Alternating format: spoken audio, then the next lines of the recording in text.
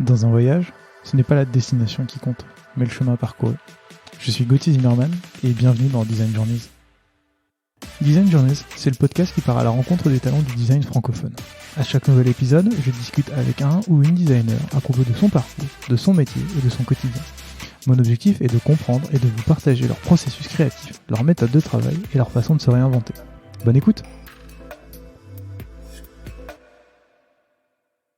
Salut Jean-Marc. Salut Gauthier, comment ça va?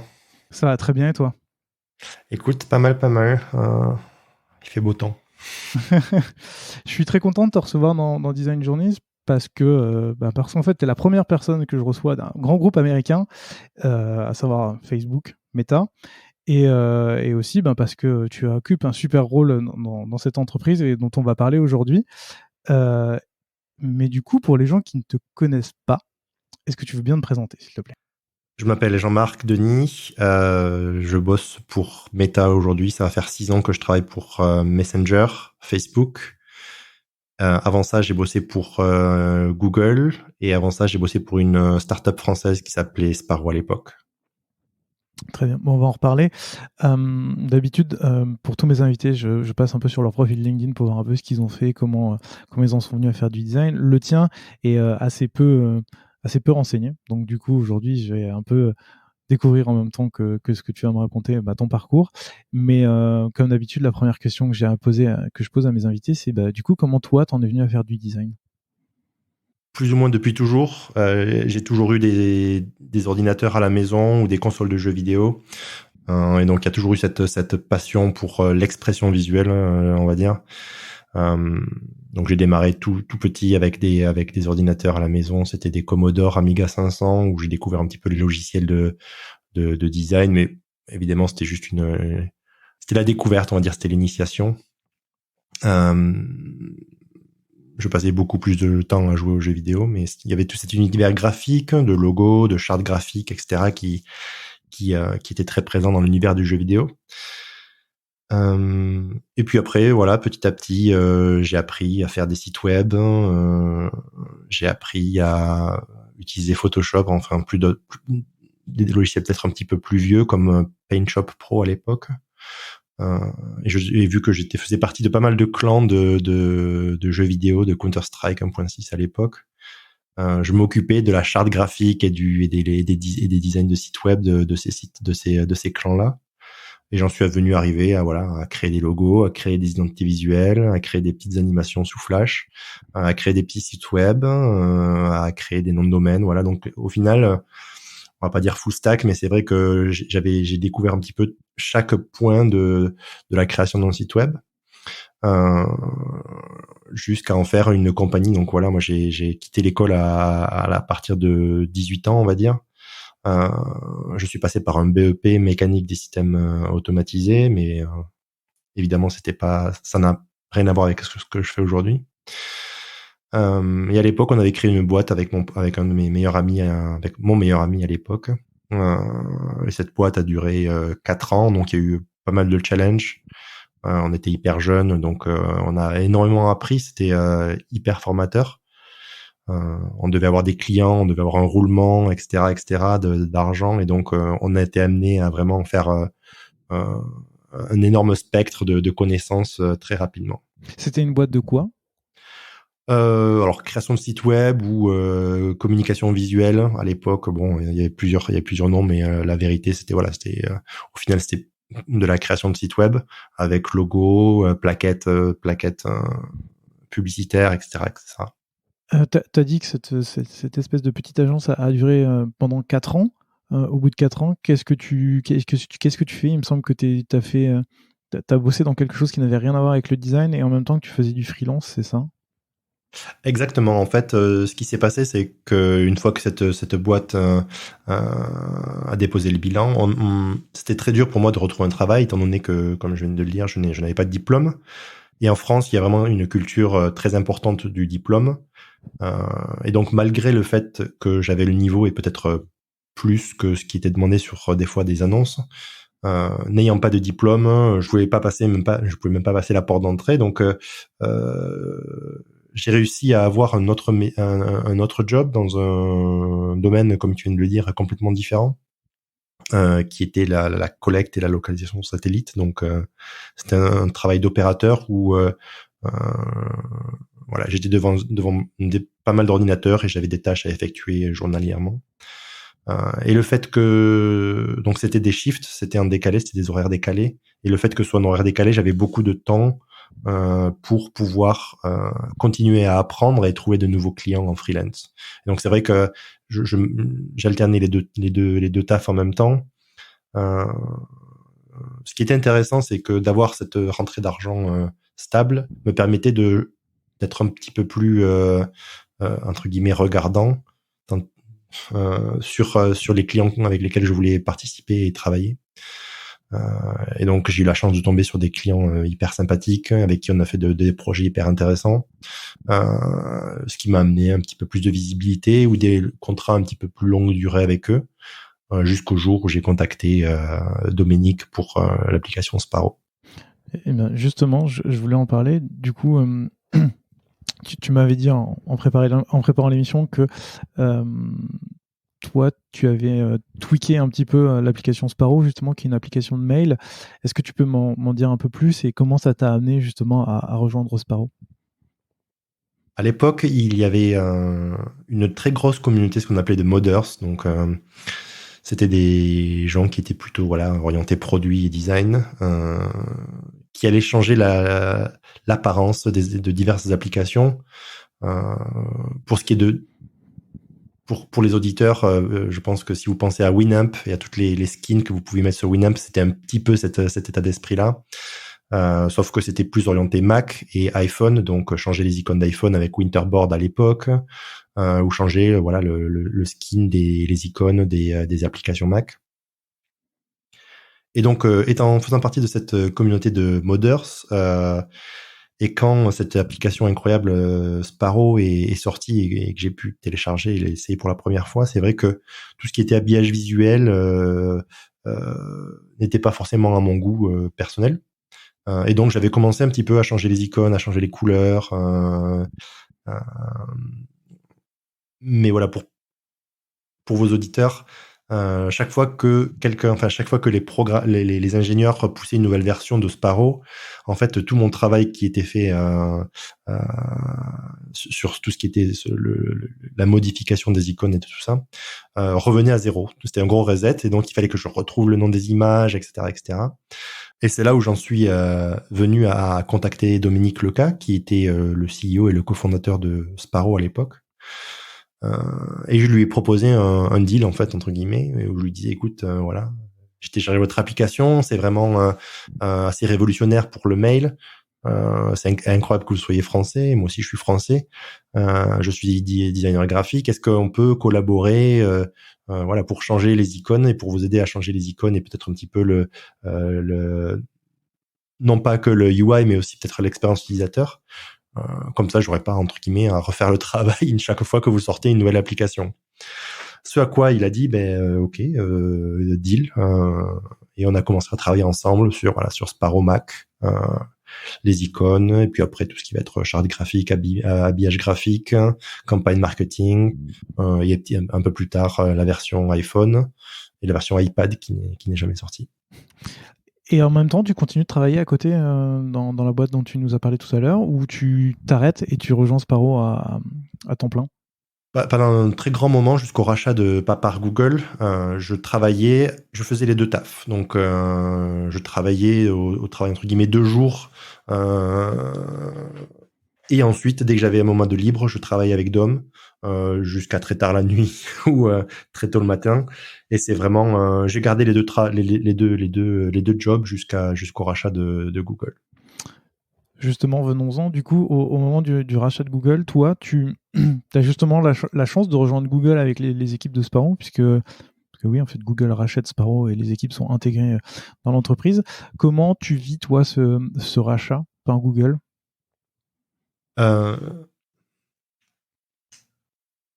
Je vis ça comme une chance incroyable et exceptionnelle. J'ai toujours vécu à Toulouse, j'ai toujours travaillé pour des boîtes françaises ou européennes. Et Google, c'était vraiment, entre guillemets, la NBA. C'était les meilleurs des meilleurs, les gens les plus... l'image que tout le monde se fait de l'extérieur, voilà, c'est des mecs hyper bons, talentueux, qui connaissent vraiment ce sur quoi ils travaillent. Et donc, c'était hyper motivant pour moi de rejoindre Google, et c'était une opportunité d'une vie. C'était une opportunité d'une vie. Comme tu l'as expliqué à ce moment-là, tu étais quand même à travailler à côté, en parallèle de ton taf pour Sparrow. Comment tu expliques le fait que Google t'ait recruté alors qu'à l'époque, tu étais, entre guillemets, juste freelance pour Sparrow? Je ne sais pas. Quand les boîtes US rachètent les boîtes d'autres boîtes, il y a souvent deux raisons. La première, ça va être ce qu'ils appellent talent acquisition. Donc, c'est les gens qui font la boîte, qui ont cette énergie, qui ont cette créativité. Et ensuite, ou alors ça va être vraiment purement l'application qui est un atout et qui peut aider la boîte, à s'étendre ou à faire des choses que la boîte ne faisait pas avant. En l'occurrence pour Google, je sais pas quelle était leur intention, je ne peux que supputer. Mais le fait qu'ils aient étendu des contrats à moi qui étais freelance, j'imagine que c'était peut-être entre les deux. L'équipe leur a plu et le profil des gens qui faisaient partie de cette équipe leur a plu. En même temps que voilà l'application qui avait un certain buzz et qui avait eu pas mal de media coverage, de couverture médiatique en France et dans le monde. Donc peut-être quelque chose entre les deux. Mais j'imagine que voilà, ils étaient vraiment pas obligés de me proposer un contrat, donc je ne peux qu'imaginer. Et du coup, tu rejoins à l'époque l'équipe Gmail. Comment ça se passe, ce changement d'une toute petite boîte de 5 personnes au mastodonte de Google? C'était intéressant. C'était un changement, c'était un choc culturel sous tous les plans en fait. Choc culturel parce que quand tu déménages aux États-Unis, déjà premier choc. Et deuxième choc, c'est va être le choc petite équipe, comme tu l'as très bien mentionné, énorme équipe. Alors moi, j'ai trouvé ça intéressant pour plusieurs raisons. Alors quand tu rejoins Google, c'est un reality check très sérieux. Moi, j'ai toujours été habitué en France. Il faut que tu te montres, il faut que tu show up au travail vers 8h parce que c'est là où c'est qu'on commence. Et c'est pas 8h30 parce que sinon, en fait, t'es en retard. Même si tu gères ton temps complètement différent, en fait, même si tu travailles comme une brute pour rattraper et que tu fais peut-être plus que la personne qui arrive à 7h. Et pareil le soir, t'as peut-être la vieille blague. Si tu pars à 4h parce que tu dois chercher ton gosse, mais t'as pris ta demi-journée. Ouais, non, en fait, ok. C'est très culturel en France, quoi. Là où les États-Unis, et c'est ça qui était un choc, mais moi j'ai trouvé ça incroyable parce que ça me correspondait plus. C'était, on va pas regarder on va pas regarder tes heures, mais par contre il faut que le travail soit fait.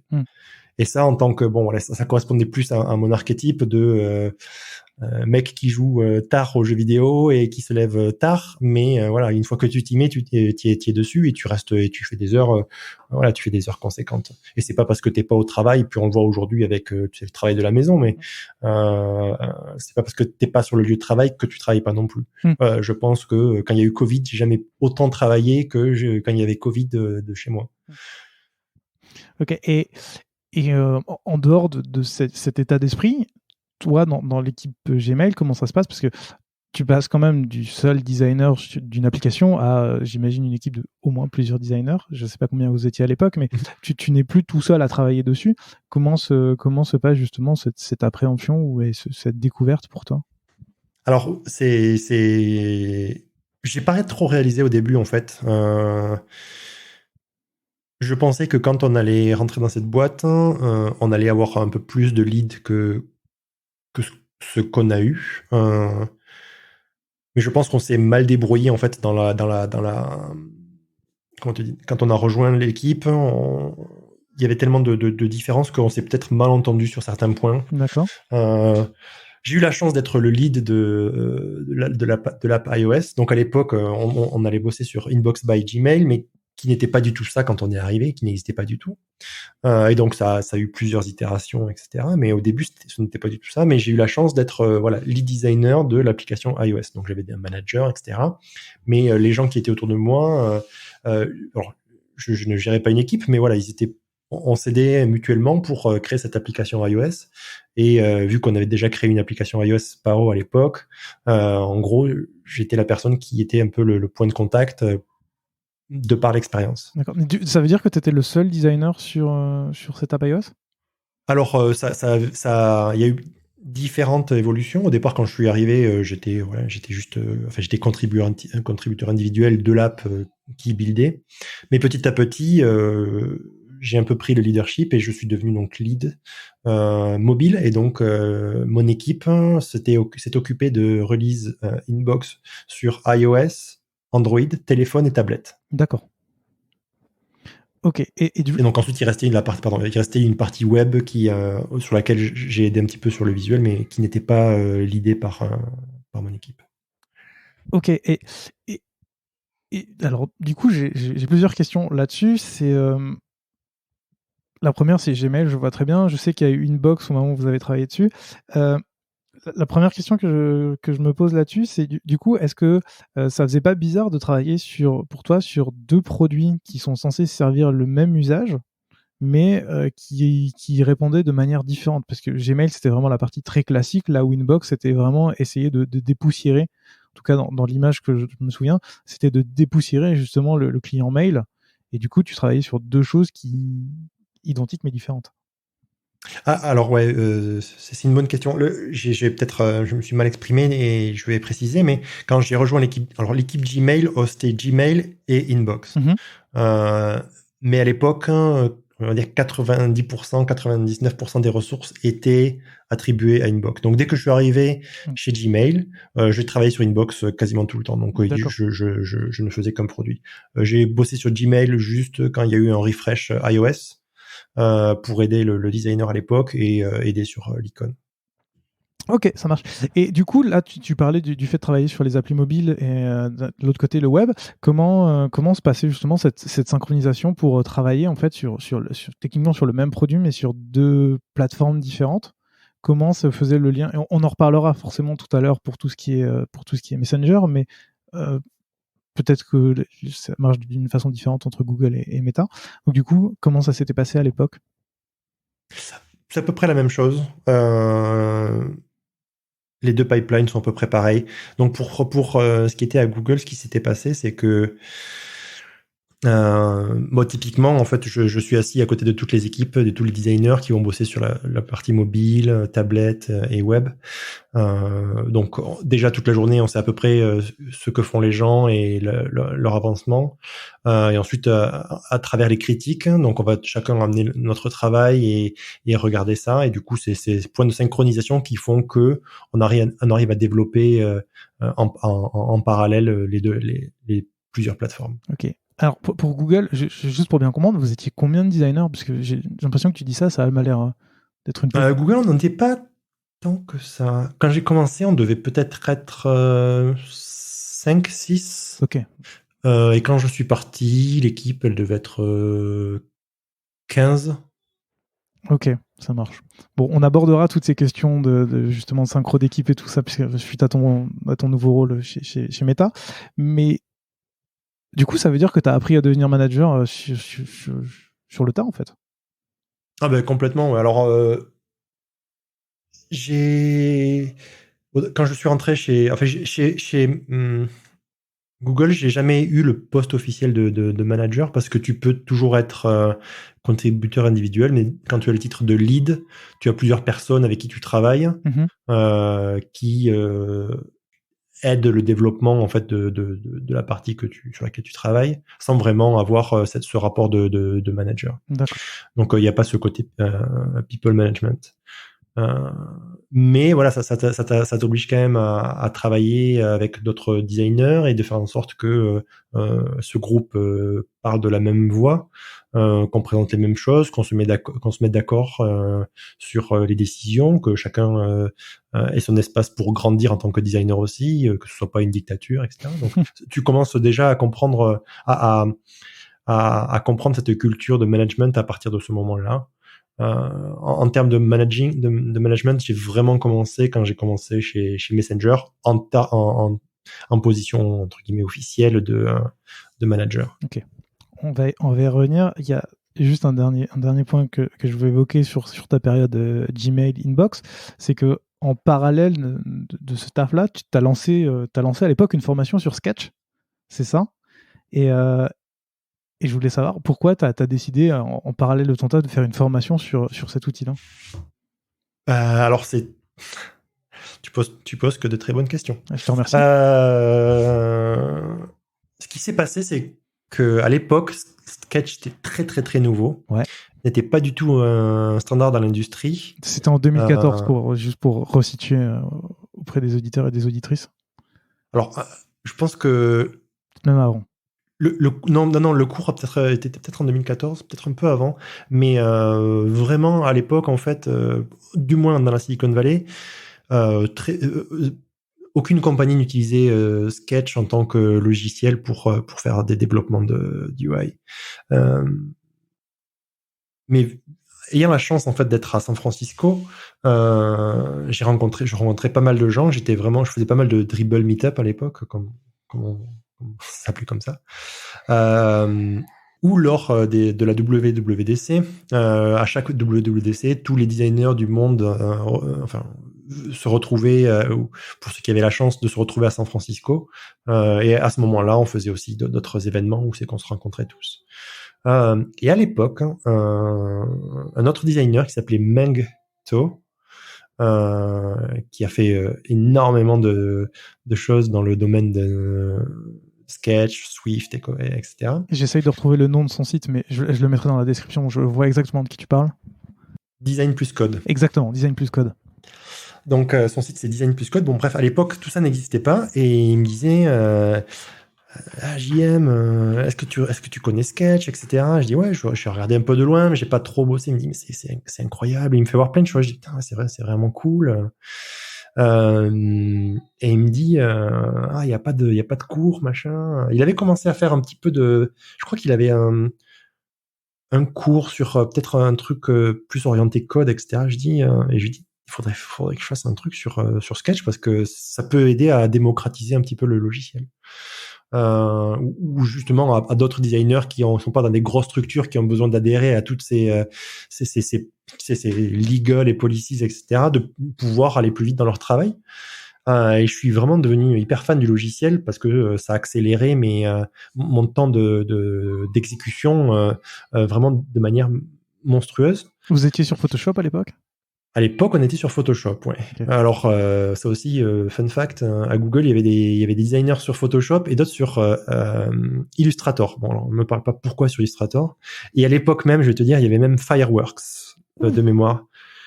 Ouais, donc ça, c'était à l'époque. Mais bon, bref, c'était un peu la bataille des apps Photoshop. La majorité était sous Photoshop, de Adobe, pardon. La majorité était sous Photoshop et quelques cas un petit peu plus niche étaient soit sur Illustrator, soit sur Fireworks. Donc ça aussi, gros problème. Envoie-moi ton fichier AI. Ça marche pas en Photoshop, chef. Donc pas mal de problèmes de ça. Sketch résolvait ces problèmes-là. Et j'ai vachement advocate. J'ai vraiment poussé en interne pour adopter Sketch parce que je trouvais que il y avait des plugins qui étaient cool, etc., etc. Et donc au bout d'un moment à Google, on a commencé à utiliser Sketch dans l'équipe Gmail. Et puis ça s'est un peu étendu comme un feu de forêt. L'équipe de Search avec Noah Levin a commencé à bosser sur ça. D'autres designers comme Jeremy Goldberg qui était aussi chez Search commençaient à bosser sur ça. Et plusieurs équipes ont commencé à adopter Sketch jusqu'au final ça devienne vraiment le standard industrie pour Google. Et donc du coup toi tu as fait ton cours à côté pour... Voilà. Et je me disais en fait vu que j'étais un peu le point de contact sur Sketch, tout le monde venait me voir ou tout le monde me posait des questions. Et je me disais ok, je vais faire ce cours, je vais le rendre gratuit pour les mecs de Google et à l'extérieur, voilà, s'il y a d'autres gens qui veulent apprendre ça, ils pourront apprendre un peu à se servir de ça et de certains plugins, de certaines features qui étaient vraiment cool pour tout ce qui était créer des galeries et rentrer du contenu, tout ce qui était mettre les images dans des carrés, etc., etc. Ça marche. Cela dit, après 3 ans chez Gmail, Inbox et à travailler sur Sketch, j'ai trouvé ton parcours assez intéressant parce que tu rejoins l'équipe réalité virtuelle de Google. Pourquoi tu changes de poste? Parce qu'en plus, j'ai regardé, en fait, tu changes pile au moment où Inbox sort de la bêta, enfin sort de sa bêta et donc où le produit est propulsé en avant. À ce moment-là, tu changes. Ouais. Alors c'est quelque chose qui se passe beaucoup dans ces équipes aux États-Unis, dans la Silicon Valley, dans ces grosses boîtes. C'est une fois que tu ships le produit. Pour moi, mon travail était entre guillemets fait. D'accord. Et j'avais envie et c'était un processus assez long. Le processus de développement pour Inbox, de mémoire, c'est peut-être 4 ans. Enfin, c'était vraiment très très long pour la release d'un produit. Et j'avais déjà, donc ça c'est le premier point. Le deuxième point, ça va être un petit peu le niveau carrière. En termes de carrière, alors sans être prétentieux ou quoi que ce soit, mais j'avais l'impression, et beaucoup de senior designers vont peut-être, ça va peut-être résonner avec avec tes auditeurs qui sont un petit peu plus dans leur phase senior de la carrière de designer.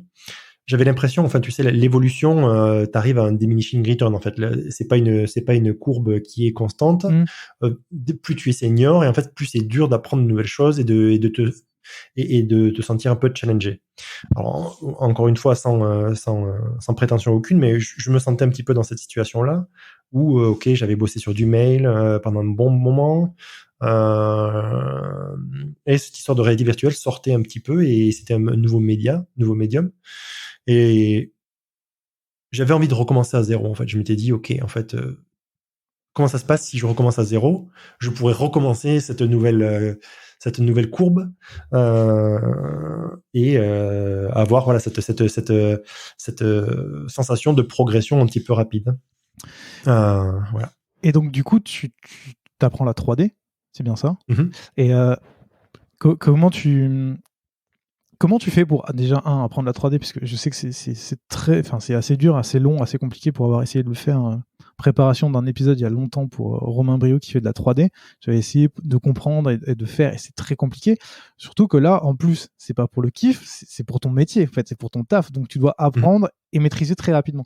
Comment tu t'es formé et comment tu as fait pour aller aussi vite? Ça va rechallenger un petit peu mon côté curieux et autodidacte. Alors déjà, la chose qu'il faut avec laquelle je veux préfacer, c'est que j'ai eu une chance monstrueuse. C'est que dans le monde, il y a très peu de boîtes qui vont te permettre d'aller dans un métier que tu ne connais pas du tout et d'apprendre sur le tas. Donc déjà, premier fold de tout ça, une chance incroyable. Et je me suis dit, bon, il me donne cette opportunité, il va falloir délivrer. Et c'était vraiment quelque chose qui me passionnait. Donc j'ai eu la chance de bosser avec un mec qui était modeleur 3D, animation, qui était hyper balèze, qui avait bossé dans des grandes boîtes à l'époque. Et Thor, il s'appelait. Donc, Thor, si tu nous écoutes, merci. Et j'étais assis à côté de lui, et il m'a tout appris. Donc, et quand j'ai rejoint cette compagnie, cette équipe, je connaissais rien du tout, quoi. Aucun logiciel, le jargon, les spécialités, zéro. Donc ça, c'était un challenge. Et pour rajouter un petit peu de challenge à tout ça, parce qu'il n'y avait pas que la 3D à apprendre, il fallait apprendre les logiciels de Game Engine. Donc à l'époque, on n'était pas sur Unreal, mais on était sur Unity.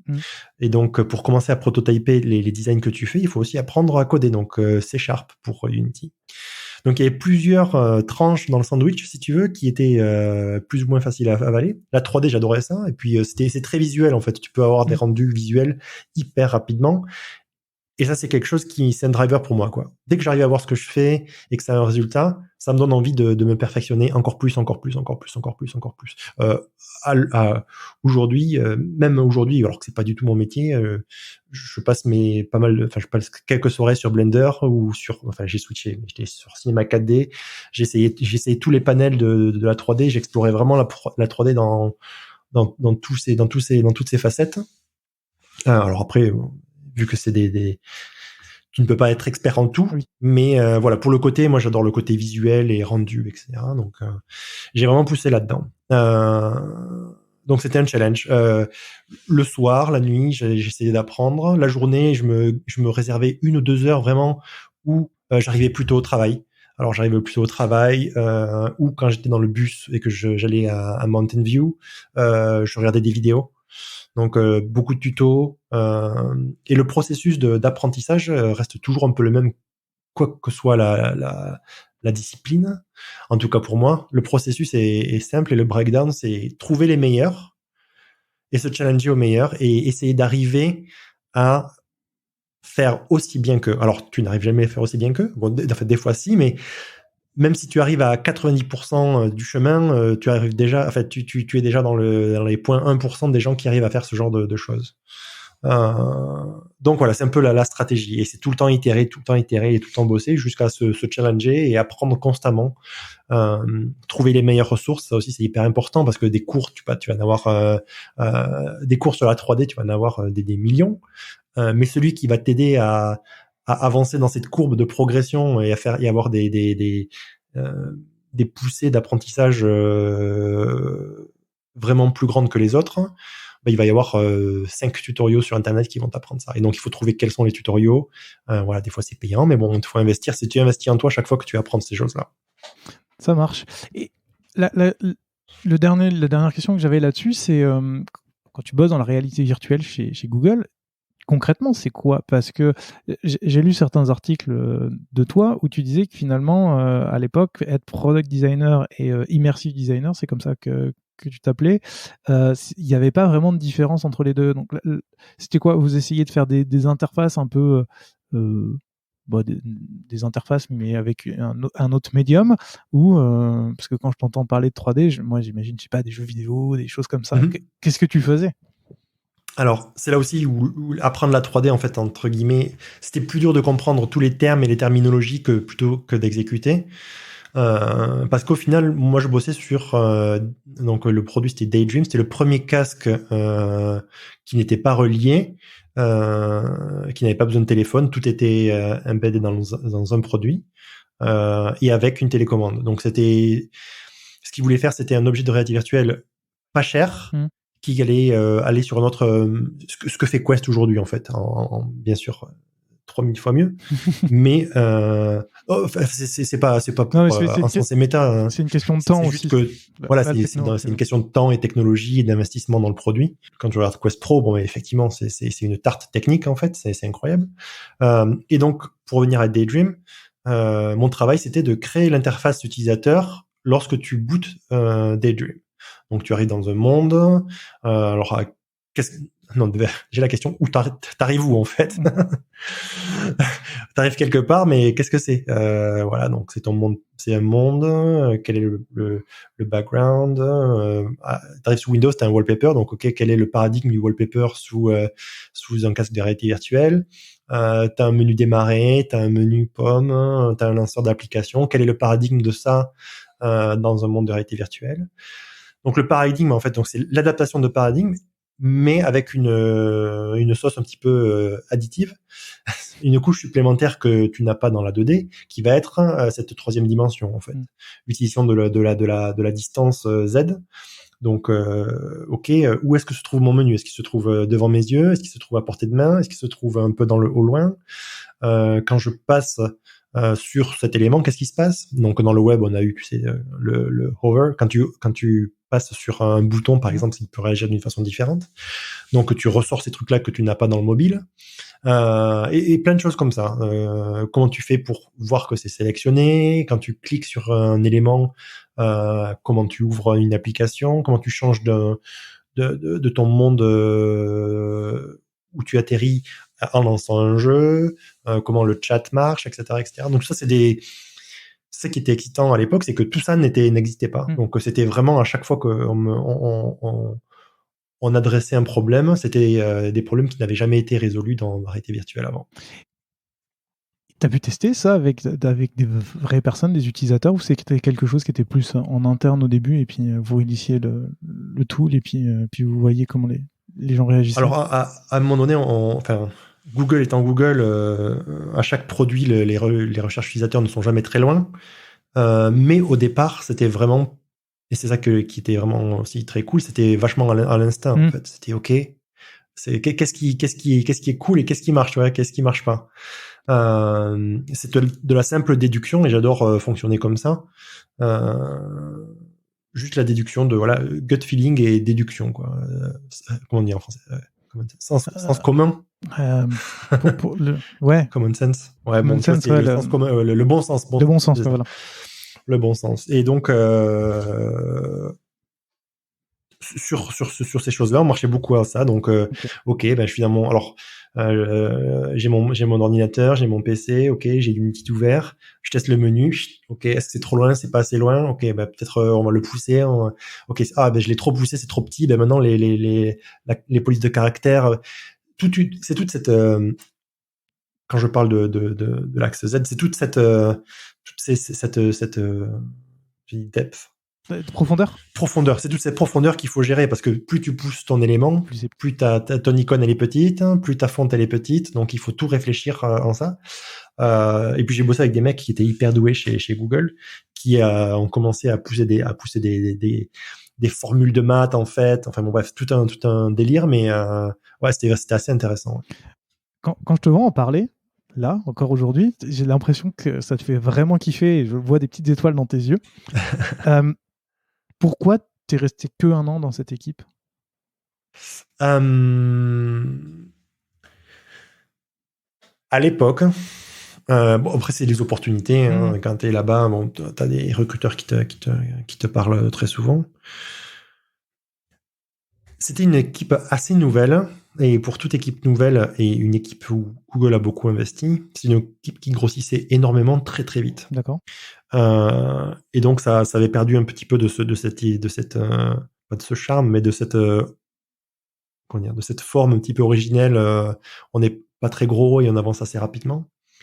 Au fil des mois et des semaines et des mois, il y avait plus de gens, donc il fallait encore plus synchroniser avec encore plus de gens pour faire des décisions. Tout est devenu un petit peu plus lent, ce qui est totalement normal quand tu essaies de grossir, parce que plus de gens rentrent et plus il faut voilà les mettre à jour et travailler avec eux et interfacer avec eux.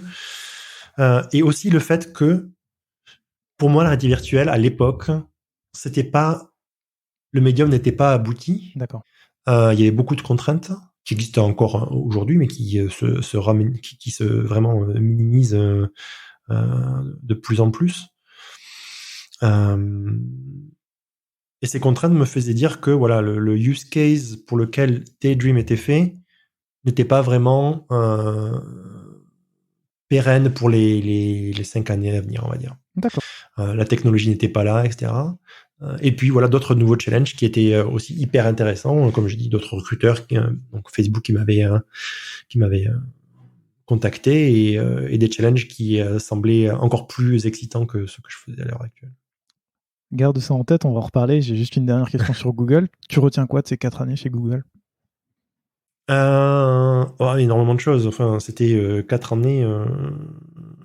Même si l'acclimatation de la vitesse des équipes, de choc culturel était un peu compliqué, je suis toujours resté vraiment hyper positif et hyper toujours voilà, enfin sans vouloir me répéter, mais dans cette curiosité en fait, tout est incroyable. Tu découvres un monde que tu vois de l'extérieur.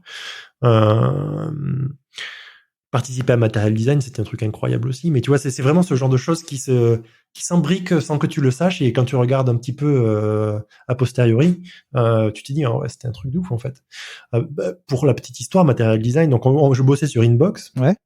Et Inbox, à l'époque, utilisait un design system qui s'appelait Kennedy, qui était vraiment très vieillot à l'époque. Et quand chaque fois que je faisais mon interface, ça me rendait un peu pas malade, mais ça j'étais un peu tristouné quoi, parce que c'était quand tu regardais l'application sur mobile, on aurait dit une application d'il y a 5 ans en fait, et en discutant à droite à gauche, on me dit ok, cette personne Nicolas Witkov bosse sur quelque chose qui s'appelle, comment il s'appelait ça à l'époque? Ouais, je sais plus. Bon, bref, c'était pas Material Design. Mais il bosse sur ce truc-là, va le voir, etc. Et je lui dis, bon, ben, je bosse sur Inbox by Gmail. L'interface est vieille. On me dit que tu es en train de rebosser sur une nouvelle, sur un nouveau langage visuel. Alors, il me montre un deck, mais c'était vraiment le deck, si tu veux, avec des gifs cool, quoi, en fait. Tu vois, il me dit, ouais, alors en fait, c'est un matériel qui se morphe. Je dis, ok, mais ça ressemble à quoi dans l'application, tu vois? Et il me dit, mais non, ça on n'a pas fait encore. Je dis, ok. Donc, je dis, ben, c'est super cool parce que est-ce qu'on peut bosser ensemble pour faire avancer ce truc, quoi? Et lui, en fait, il était vraiment à l'époque, hein, parce qu'après, il était entouré, évidemment. J'ai pas créé Material Design, mais on a bossé ensemble sur comment faire en sorte cette passerelle entre vraiment le côté un petit peu vision dans le produit. Et Inbox était le premier produit Google à être shippé avec Material Design. Parce que on a bossé avec eux, cette équipe, depuis le début, et on n'a pas arrêté de bosser avec cette équipe après. Et cette équipe a énormément grandi. Maintenant, c'est une équipe qui est gigantesque. À l'époque, ils étaient, quand j'ai contacté Nicolas, ils étaient peut-être, je sais pas, ils étaient 3, quoi, dans une pièce quelque part là-bas au fond du campus. Mais voilà, donc c'est vraiment ce genre d'expérience, et quand tu regardes à posteriori, tu dis bon, ben ouais, c'était un truc de ouf, quoi. J'imagine qu'on va pouvoir réaborder un peu ce sujet-là quand on parlera des design systems chez Meta. Du coup, tu rejoins Facebook en avril 2016. Est-ce que tu peux déjà nous dire pourquoi tu rejoins cette entreprise? Après mon expérience chez Google, j'avais envie de quelque chose d'un petit peu différent. J'avais envie d'une entreprise peut-être un peu plus petite, avec des équipes un peu plus réduites et plus focalisées sur la rapidité de sortir des choses. Facebook était vraiment l'entreprise parfaite pour ça. À l'époque où j'ai rejoint Facebook, c'était une entreprise, c'était déjà une grande entreprise, mais c'était plus petit que Google, entre guillemets, un peu plus à taille humaine. Et donc, c'est vrai que lorsque tu te baladais dans les couloirs ou sur le campus, tu reconnaissais les gens et tu pouvais avoir des discussions qui étaient un petit peu plus compliquées, d'une part de par la nature de la conception du Googleplex, mais aussi voilà de la taille de l'entreprise.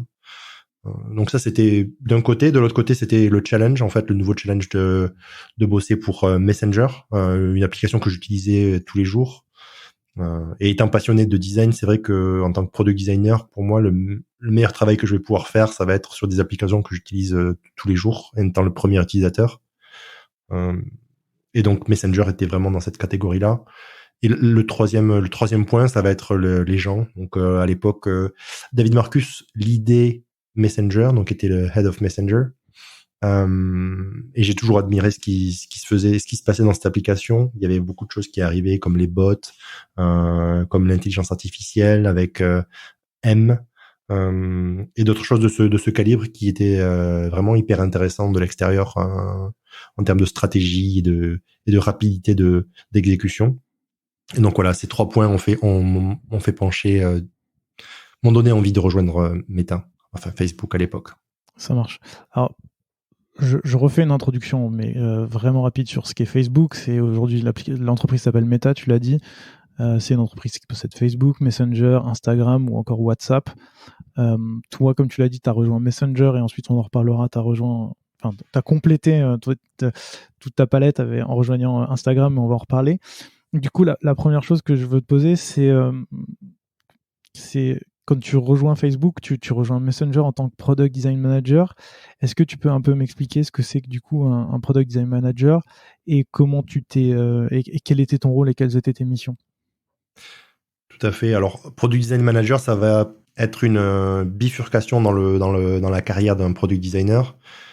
Donc, tu peux soit continuer en tant que Product Designer et devenir de plus en plus senior, donc faire la même chose, vraiment exécuter sur les designs, être dans Figma, faire des prototypes, faire des decks de présentation, comprendre les problèmes utilisateurs et toi-même créer la solution.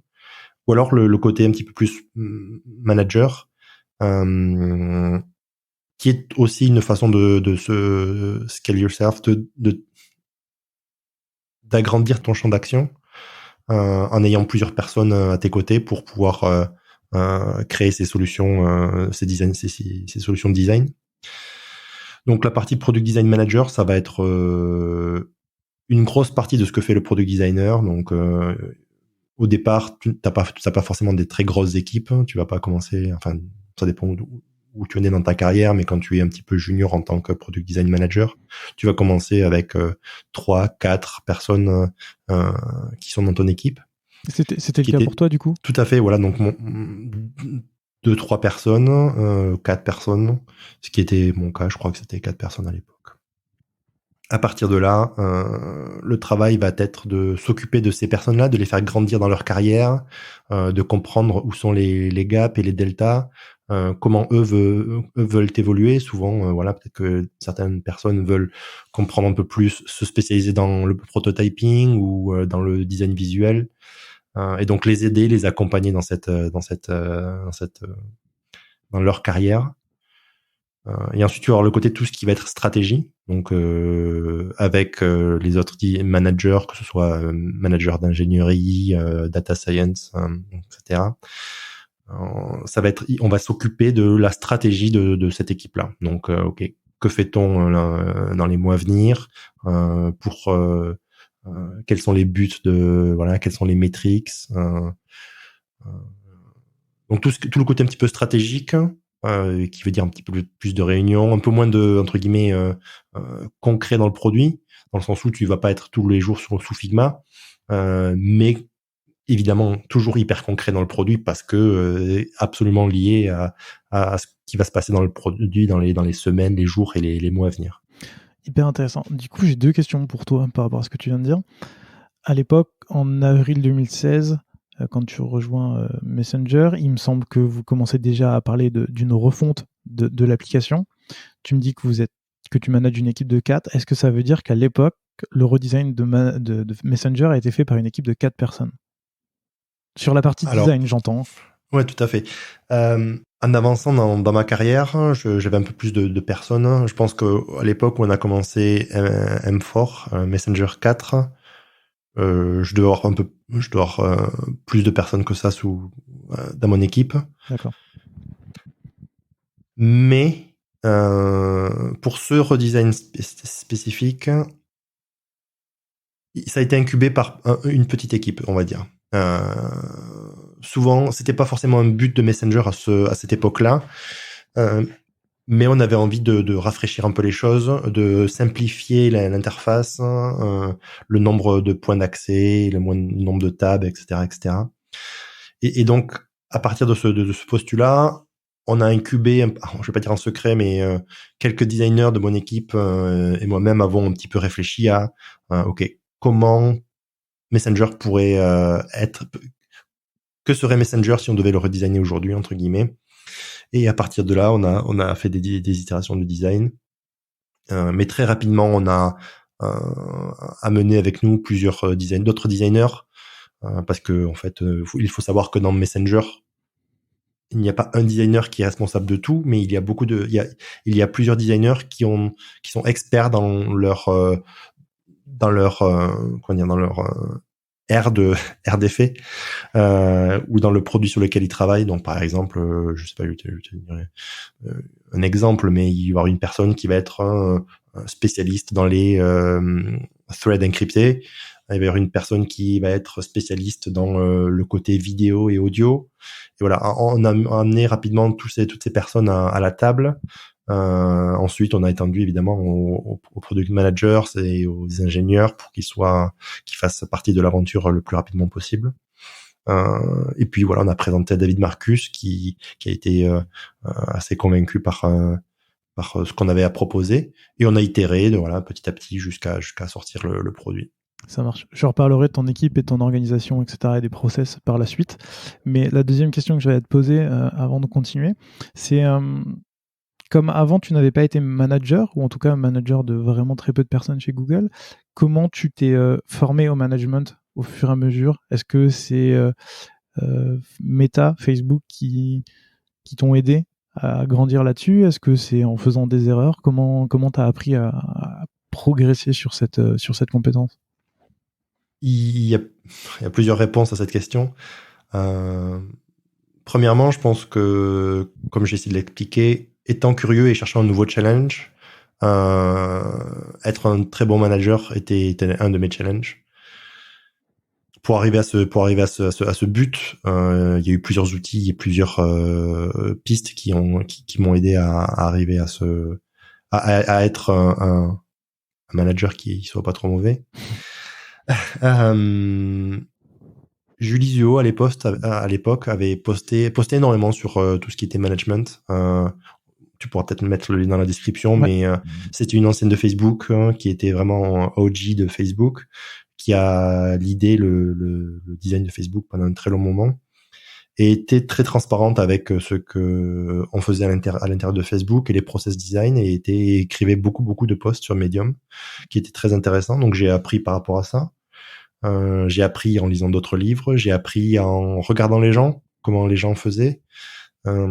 J'ai appris de mes expériences passées avec des managers qui étaient très bons ou peut-être un peu moins bons, et comprendre où étaient les points de failure et comment je pouvais faire en sorte de ne pas en arriver là.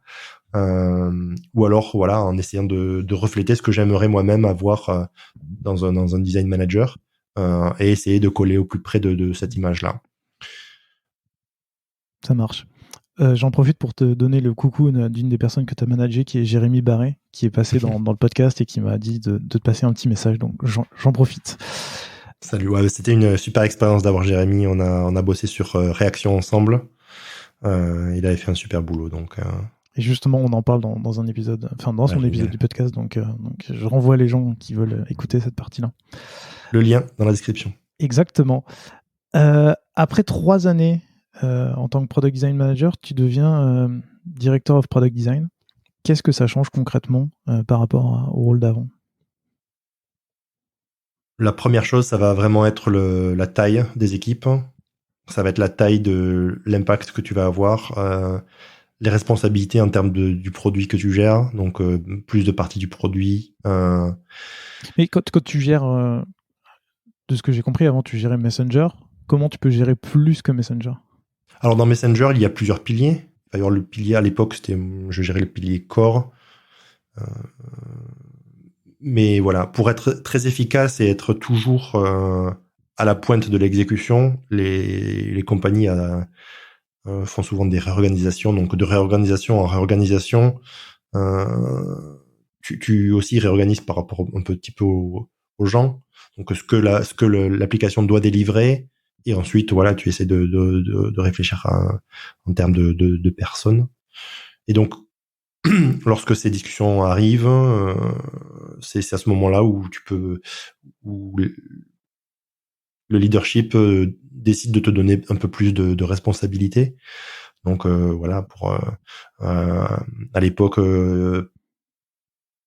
par exemple, il y avait un pilier sur la messagerie, sur le messaging, sur la messagerie pure, donc tout ce qui va être inbox, thread view, thread details, composer. Et ensuite, il y avait peut-être une équipe. Enfin, il y avait aussi une équipe sur tout ce qui était real-time communications, donc ce qui va être audio, vidéo. Et voilà. Donc ça c'est deux piliers, mais tu peux imaginer qu'il y en a beaucoup d'autres. Et donc voilà, plus de responsabilités, plus de piliers, où ton pilier s'agrandit. Et donc, par exemple, tu prends d'autres choses qui faisaient partie d'autres piliers, et tu es responsable maintenant de ces choses-là. Est-ce que c'est à ce moment-là aussi où tu deviens en charge d'une partie d'Instagram ? C'est venu un petit peu après. Alors pour remettre les choses dans le contexte, quand on dit devenu responsable d'une partie d'Instagram, la partie messagerie d'Instagram, et on s'est rapproché avec Messenger pour unifier les expériences et faire en sorte que la messagerie d'Instagram aussi puisse bénéficier des nouveautés et des innovations de Messenger. Et c'est à ce moment-là, oui, qu'une petite partie de la messagerie d'Instagram est venue sous Messenger, et de manière un petit peu horizontale, on va dire, on a collaboré tous à faire en sorte que la messagerie d'Instagram devienne meilleure. Je me souviens plus la date, mais l'une des premières choses qu'on a faites, ça a été le cross-platform. Donc si tu es sur Instagram, si tu n'utilises que Instagram et si tu n'utilises que Messenger, on peut quand même se retrouver et discuter. Et à l'occasion de cette release, on avait sorti plusieurs features sur Instagram, comme par exemple les réactions. Je pense qu'on avait inclus aussi replies, donc pouvoir répondre à une bulle, et plusieurs autres choses qui sont arrivées petit à petit. Les thèmes sont une des choses qu'Instagram a bénéficié de Messenger. Voilà, tout est basé sur la collaboration entre les équipes, essayer de faire avancer les deux produits au mieux possible. Ça marche. On va en reparler, mais j'avais une dernière question sur ça, puisque tu as parlé effectivement de ce projet je vais pas dire fusionner, mais en tout cas d'améliorer les interactions entre les messageries Instagram et Messenger. Si je me souviens bien, à l'époque où ça avait été annoncé, il y avait aussi WhatsApp qui était considéré dedans. La question que je me suis posée en préparant l'émission, c'est pourquoi tu ne gères que en tout cas, tu ne participes que à 2 des 3 produits de messagerie de Meta. Et du coup, pourquoi tu ne travailles pas sur la partie WhatsApp? WhatsApp est vraiment entre guillemets un mastodonte à part entière. C'est une application énorme avec une user base et target audience complètement différente de ce que va être Messenger et Instagram. Donc ça requiert vraiment une équipe complètement séparée, une approche une stratégie un petit peu différente de ce que va être Messenger et Instagram. Ok, très clair. Alors maintenant, on va essayer de parler de ces 6 années et demie que tu as passé chez Meta en tant que manager du design. Je vais essayer d'englober tout ça.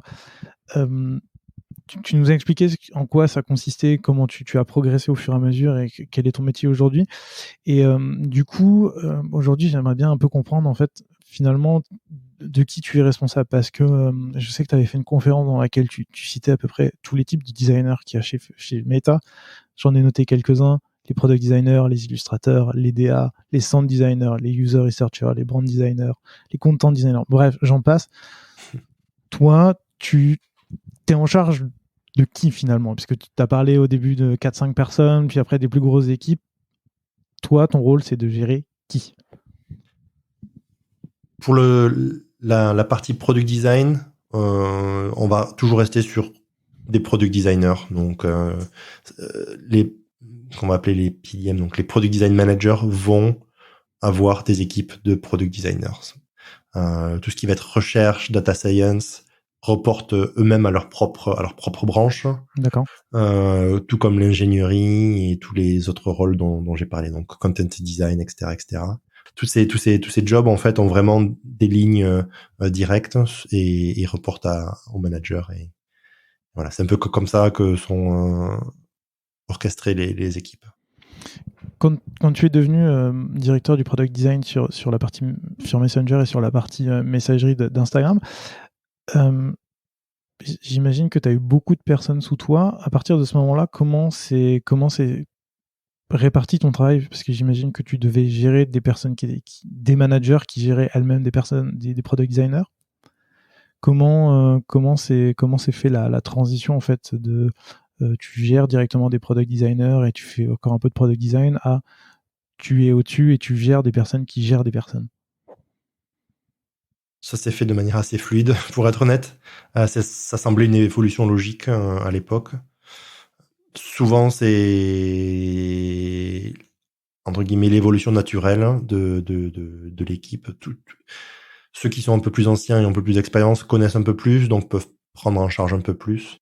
Manager des managers, ça a vraiment été une transition intéressante, parce que non seulement tu dois t'occuper des managers, mais c'est vrai que les gens qui reportent à ces managers font partie aussi de ton équipe, et donc sont importants pour moi. Malgré le fait que je ne vais passer peut-être un peu moins de temps en one-on-one avec ces personnes-là, ça m'intéresse de comprendre ce qui se passe sur le terrain, de savoir ce sur quoi ils travaillent, de les aider aussi. Et donc c'est vrai que le scope devient un petit peu plus, le côté humain du rôle va s'amplifier nettement, parce qu'il faut aider un petit peu entre guillemets tout le monde, et être présent pour les gens et donner, voilà, essayer de montrer cette vision et d'amener les gens ensemble, et de créer cette cohésion d'équipe aussi, cette culture d'équipe, cette culture de design. Donc il y a pas mal de choses à faire, en plus du côté stratégique qui devient évidemment aussi un petit peu plus gros, parce qu'au lieu d'avoir une petite partie, maintenant tu as plusieurs petites parties qui font des grosses parties. Et donc voilà, la côté stratégique va aussi s'amplifier avec la taille de l'équipe. Et du coup, ce côté de gérer l'humain et de mettre un peu moins les mains dedans, ça te frustre pas trop, toi, au quotidien? À l'époque, c'était quelque chose qui me plaisait parce que c'était, comme j'ai expliqué, c'était un peu l'évolution naturelle du rôle. Donc c'est vrai que le côté challenging était très excitant pour moi. Apprendre de nouvelles choses, développer des nouvelles skills, a toujours été très très très très intéressant. La déconnexion avec le produit, alors je n'appellerais pas ça déconnexion, mais c'est vrai que tu vois le produit d'un petit peu plus loin, on va dire, et un peu frustrant pour ceux qui adorent faire. Donc il y avait toujours ce petit côté, euh, pas cet espoir, mais je me disais que à terme, j'aimerais revenir un petit peu plus côté produit, avoir les mains un peu plus près de ce qui se passe dans la machine, pour pouvoir, voilà, non seulement gérer le côté stratégique humain, mais aussi pouvoir aider à pivoter le produit de manière un petit peu plus efficace en étant dans les tranchées. Est-ce que c'est quelque chose qui est prévu pour toi à terme de retourner un peu, de mettre les mains dedans ou... Alors j'ai exercé une petite transition dans mon rôle il y a 1 an et demi lorsque je suis revenu en France. Euh, donc un peu plus récemment, j'ai une équipe un peu plus réduite qui va être un, un petit peu dans le format studio, ce qu'on appelle studio. Donc imagine une équipe plus petite, mais une équipe d'experts qui vont avoir une expertise vraiment très poussée sur toutes les parties du produit. Et grâce à cette équipe-là, on va pouvoir faire plusieurs choses. Donc la première chose, ça va être répondre aux attentes du leadership. Donc dès qu'il y a des gros sujets à traiter et des grosses problématiques, cette équipe-là peut bouger hyper rapidement sur le problème et délivrer des solutions de manière un petit peu plus fast-tracked, donc un petit peu plus rapide, on va dire. Et l'autre côté, ça va être aider à élever la qualité et à aider toutes les équipes de design. Donc, vu l'expertise de cette équipe-là, on peut vraiment aider toutes les parties de Messenger à pousser leur design un petit peu dans leur retranchement, et avoir une collaboration avec des gens qui en sont là depuis un petit moment. Ok. Et cette équipe-là, tu peux nous dire à peu près combien de personnes ça représente? Ouais, pas forcément donner les chiffres exacts, mais je sais pas ce que je suis autorisé à dire ou pas, mais on va dire que ça va être une équipe assez petite, hein. Donc il va vraiment y avoir une accès sur la rapidité d'exécution, sur le niveau de craft et d'expertise d'exécution. J'ai décidé de recruter un prototypeur en fait aussi, pour délester les product designers de cette partie et vraiment se focaliser sur le côté problem solving, interaction, et travailler avec le prototypeur en parallèle pour pouvoir avancer encore plus rapidement. Donc là où les product designers vont souvent faire leur design, proposer leur mock-up et ensuite faire le prototyping, là tout se fait en parallèle, donc il y a un gain de rapidité qui est non négligeable. Et du coup, je pense que c'était vraiment un truc, un changement d'équipe qui était, un changement de structure qui était très très bénéfique pour Messenger. D'accord. Donc, si je comprends bien par rapport à ce que tu expliquais tout à l'heure, tu as des designers qui sont spécialisés dans chaque plus ou moins feature ou chaque core feature. Je sais que vous avez une feature qui s'appelle core, mais j'essaye de faire comme je peux. Et là, il y a une équipe en plus qui vient aider. Et donc, toi, tu vas d'abord travailler en tant que directeur de toutes ces features-là, et maintenant, tu gères plutôt l'équipe qui va venir en soutien des équipes de Messenger. Exactement. Donc voilà, les features, enfin ça s'appelle des piliers. Bon, ils ont organisé ça par piliers. Ok. Donc tu vas avoir X piliers et ces piliers vont être gérés par des managers, que ce soit ingénierie, produit ou design. Et mon équipe s'occupe un petit peu de ce travail horizontal. Donc tu vas avoir des verticales et nous on travaille un petit peu plus en horizontal. Donc on va vraiment pouvoir être ce côté, j'aime pas vraiment le mot, mais ce côté un petit peu agile, où on va pouvoir aller d'une équipe, aider pendant une journée par exemple l'équipe sur quelque chose sur laquelle ils sont en train de travailler, et le jour d'après aller sur quelque chose de complètement différent, et toujours voilà aider en support cette équipe là. Ça marche. Comme tu as été un peu partout, du coup, comme tu as été vraiment sur le produit et maintenant que tu es sur la partie plus studio, est-ce que tu peux nous expliquer un peu les process d'un product designer chez Meta, en tout cas aussi chez Messenger et sur la partie messagerie d'Instagram? Comment vous travaillez sur un pilier, par exemple? Comment un designer décide de travailler dessus? Comment ça s'organise, etc. Tout à fait. Après, ça, c'est des processus qui sont vraiment partagés avec ce qui se fait dans l'industrie aujourd'hui. Mhm. Donc, pour Facebook et d'autres compagnies, le product designer va travailler main dans la main avec le product manager, qui va travailler main dans la main avec les ingénieurs, tout ce qui va être le côté data, donc que ce soit user research ou data science, ainsi que content design. Donc, toute cette équipe vont former des petits pôles en fait, des mini-équipes, on va dire, qui vont s'occuper d'un problème en particulier. Voilà, on parlait de réaction tout à l'heure. Voilà, et par exemple, pour réaction, il y avait une équipe, il y avait le product designer qui travaillait avec le product manager pour imaginer quelles sont les solutions, quels seraient les designs. Le designer va, lui, de son côté, designer ces solutions-là. Il va y avoir des reviews avec son équipe directement pour vraiment que la boucle soit la plus rapide possible et la plus efficace. Le designer, lui, est en relation avec les autres designers pour être sûr que voilà, il se trompe pas et avoir un petit peu des échos et des critiques sur le travail qu'il fait. Ensuite, on va arriver sur des design reviews où le public va s'élargir un peu. Et ensuite, on va arriver sur voilà vraiment l'exécution du produit dans l'application elle-même. Donc pour réaction, voilà, on va pouvoir utiliser en interne réaction, on va pouvoir tester. Là, il va y avoir une petite séquence d'itération. Donc il va y avoir ce qu'on appelle dog food, donc les tests en interne. On va pouvoir renvoyer des commentaires sur ce qui se passe. Ok, pourquoi on a choisi cette icône, peut-être que l'animation n'est pas forcément facile à découvrir. Est-ce qu'on peut accélérer? Est-ce qu'on peut animer les emojis? Quel style d'emojis on utilise, etc., etc.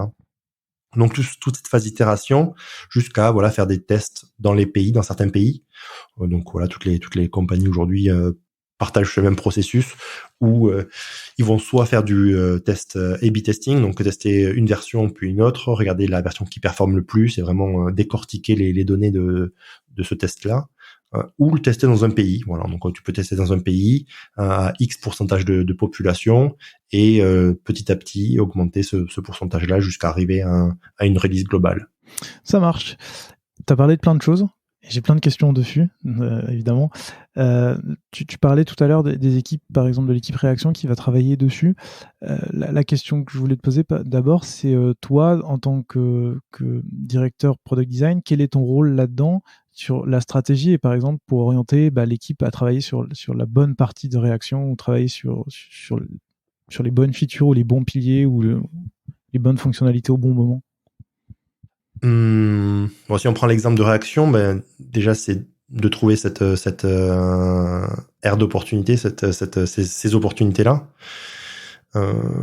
et dire ok, en fait, à l'époque Facebook avait les réactions et c'était une feature qui faisait énormément sens en termes d'expression dans une application de communication, une application de messagerie. Donc la première étape, ça va de décider, ok, on va travailler sur réaction.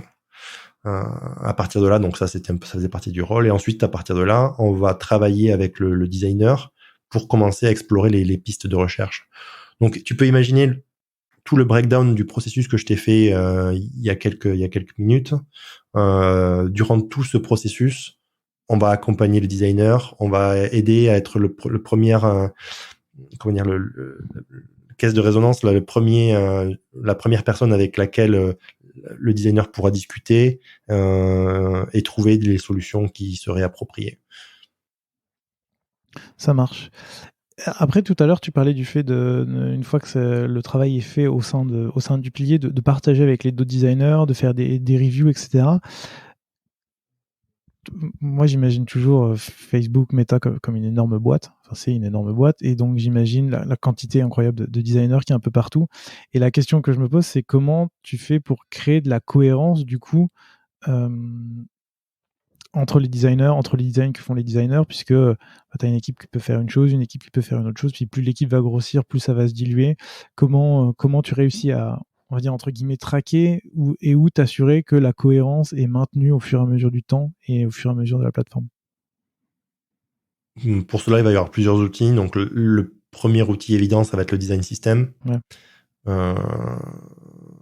À l'époque, il n'y avait pas de design system, donc mon équipe on a commencé un design system à partir de rien.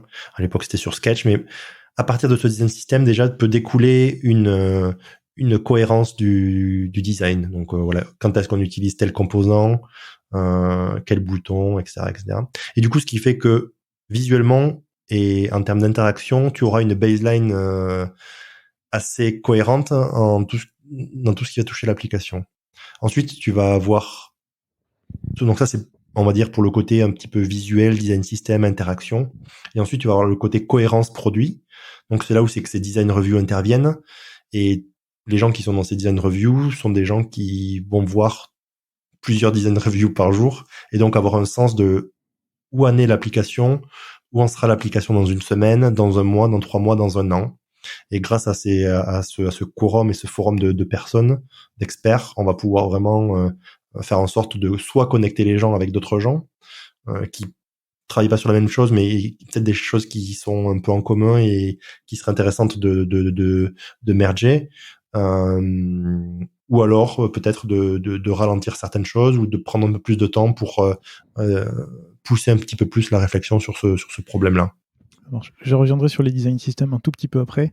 Si on reste dans cette partie de design review, tu parles de personnes qui sont dedans. Est-ce que tu peux nous dire un peu qui sont les personnes qui sont dedans? Est-ce que c'est par exemple toi et les managers des différents piliers, afin de savoir un peu comment ça s'organise? Parce que dans l'émission, je reçois pas mal de personnes qui me parlent de design review, mais en fait, c'est généralement des reviews où au maximum il y a 8 personnes. Où c'est 8 personnes, c'est 8 designers, et donc en fait c'est assez facile d'aligner les 8 designers de la boîte au plus quand tu es sur une grosse équipe, on va dire. Pareil pour Messenger, j'imagine qu'il y a plein de monde, et du coup qui est là et comment ça se passe? Alors le design review, c'est une review design comme son nom l'indique. Ouais. Il y aura d'autres reviews par la suite avec différentes personnes et différentes audiences jusqu'à en arriver à l'ultime, entre guillemets, pas l'ultime, mais le dernier point de check qui va être avec le head of Messenger, tous les VP qui sont un petit peu vraiment font partie de tous les points et qui eux ont encore plus cette vision produit tu vois, très très haut niveau. Pour le design review, ça va vraiment être les leaders qui font partie de Messenger, les gens qui présentent le travail, toute l'équipe qui présente le travail. Donc ça va pas être forcément design. Nous on aime faire venir les product managers, on aime faire venir les ingénieurs et à peu près tout le monde, content design, tous les gens qui font partie de l'équipe pour que la communication et la transparence soient un petit peu maximales. On a eu des situations où il n'y aura que le design et du coup le designer doit reporter à son équipe de ce qui s'est passé dans le design review. Personnellement, je trouve que c'est pas forcément très efficace. Et puis c'est pas vraiment fair pour le designer parce que des fois il y a des feedbacks qui vont un peu comment dire à l'inverse de ce qu'aimerait faire l'équipe.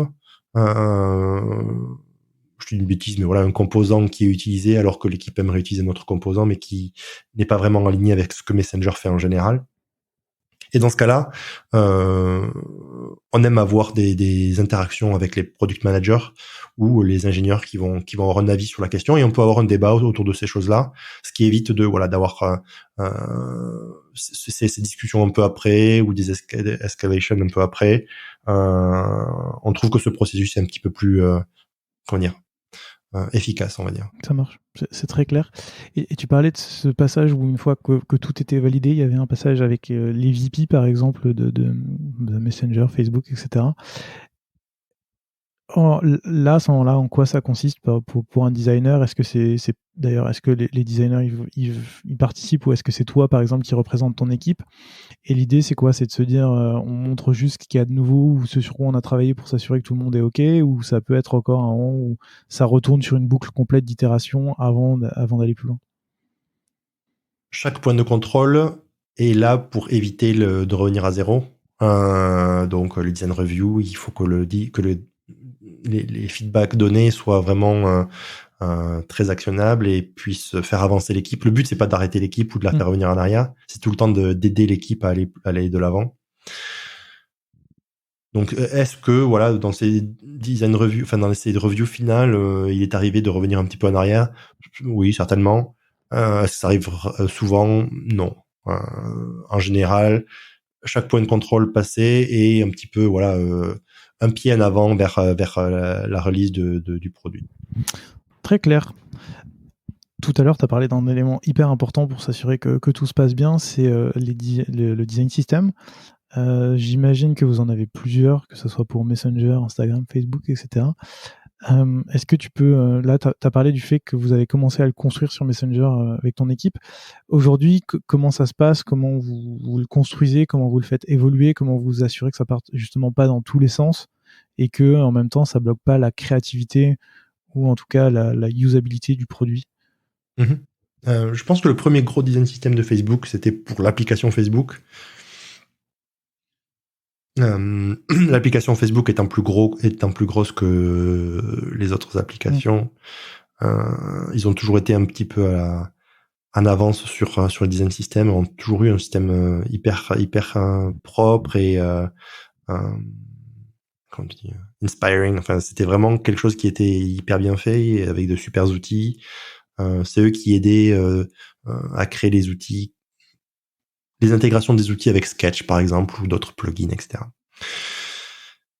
Le design system, pour nous, enfin en tout cas de mon point de vue, c'est une aide à avoir une baseline sur ton application. Donc être sûr que c'est aligné avec le design visuel, les interactions, les composants, etc., etc.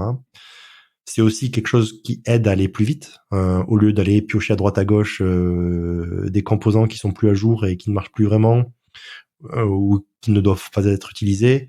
Avec Figma aujourd'hui, c'est hyper facile de drag and dropper les composants et de monter une inbox, thread view, mais enfin ces vues sont déjà construites par défaut, mais avec tous ces outils comme auto layout, etc., etc.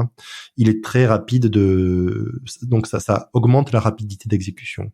Donc le travail pour le designer se concentre plus sur le problème plutôt que sur un petit peu entre guillemets, et je mets entre guillemets les détails qui vont être autour de tout ça. Le but d'un design system, c'est toujours d'évoluer le plus rapidement possible et d'être adaptable aux besoins des designers et des autres personnes de l'équipe. Donc pour moi, le côté design system, c'est un petit peu une entité organique qui doit évoluer. La façon de le faire évoluer, il va y en avoir plusieurs. La première, ça va être la contribution des designers eux-mêmes. Un designer a essayé les composants proposés et trouve que ça ne correspond vraiment pas à la solution que lui aimerait déployer. Donc là, il va y avoir toute une discussion sur